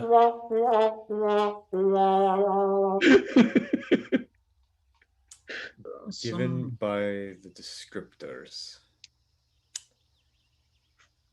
and my research, it's possible the fact that they didn't fly over the forest, which tieflings with wing traits could, it is possible our sibling is a subsect of the Azamar race. Lily laughs again and then writes out in her etchy sketch, he said ass. Next cantrip, I'm getting Mage Hand just to deal with you. What's up, what? I mean, according to Blueberry, he did put the ass in Asimar. Oh, that's one angel going in there, robbing a hippie and causing a fight between a giant and a giant ape. I'm not even sure what the other thing was, but it had teeth. Its name was Rexy, sir. Rexy. If they are our relation, I certainly hope that they didn't go over to Rexy and wind up in a heap of trouble. Do you think Rexy might be from Rexcentrum? The possibility is not zero. Mage Hand, next cantrip to deal with all of you. Why? You can't lift me with Mage I can Hand. smack you. Well, you could try. I wouldn't want to start a fight with this guy. It's like Superman. I guess. Well, I'm not. I guess we inherited our bad jokes from our father. I don't think there are any bad jokes here at all, actually. I think they're all quite good.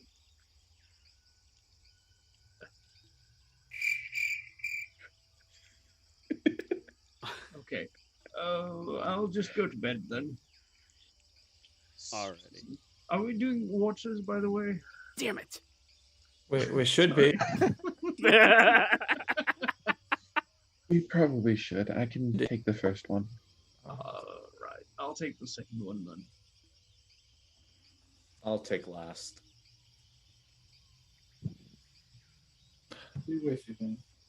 Did I hear Lily volunteer for third? Between her wheeze laughing, probably. All right. Whoever's first watch, roll, and then second watch, roll, and then third watch, roll, and then fourth watch, roll. Oh, a group without elves. Ah. I'm quarter elf. Oh, I'm so sorry. A group without elves. Perception, right? So who was first? Roll. I am. Yeah, perception.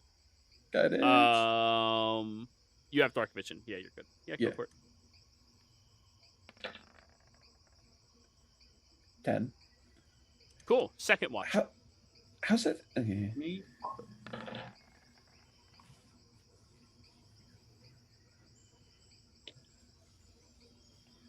Third watch.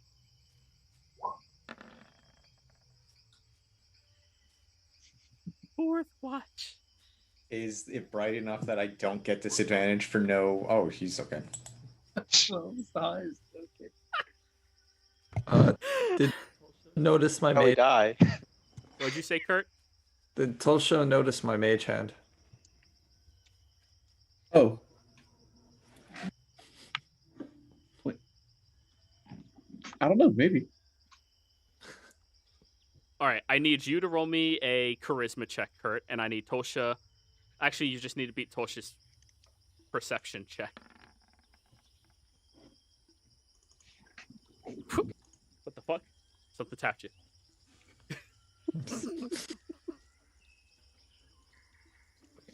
But you've seen nothing. Anyways, and on this fantastic note, we'll find out if anything is coming to kill you all next session. Holy shit. Oh, I love low levels so much, guys. It's so entertaining. Anyways, players, thank you all very much for playing. Viewers, thank you all very much for watching. I hope you all had a fantastic time. Don't forget to like, comment, subscribe if you enjoy this content. And if you wish to smite Yandish next time, Super Chats might be the way to do it. But he has to say a really bad pun. That's the only way I'll allow it. But anyways, we'll see you all next time. Take care. Bye.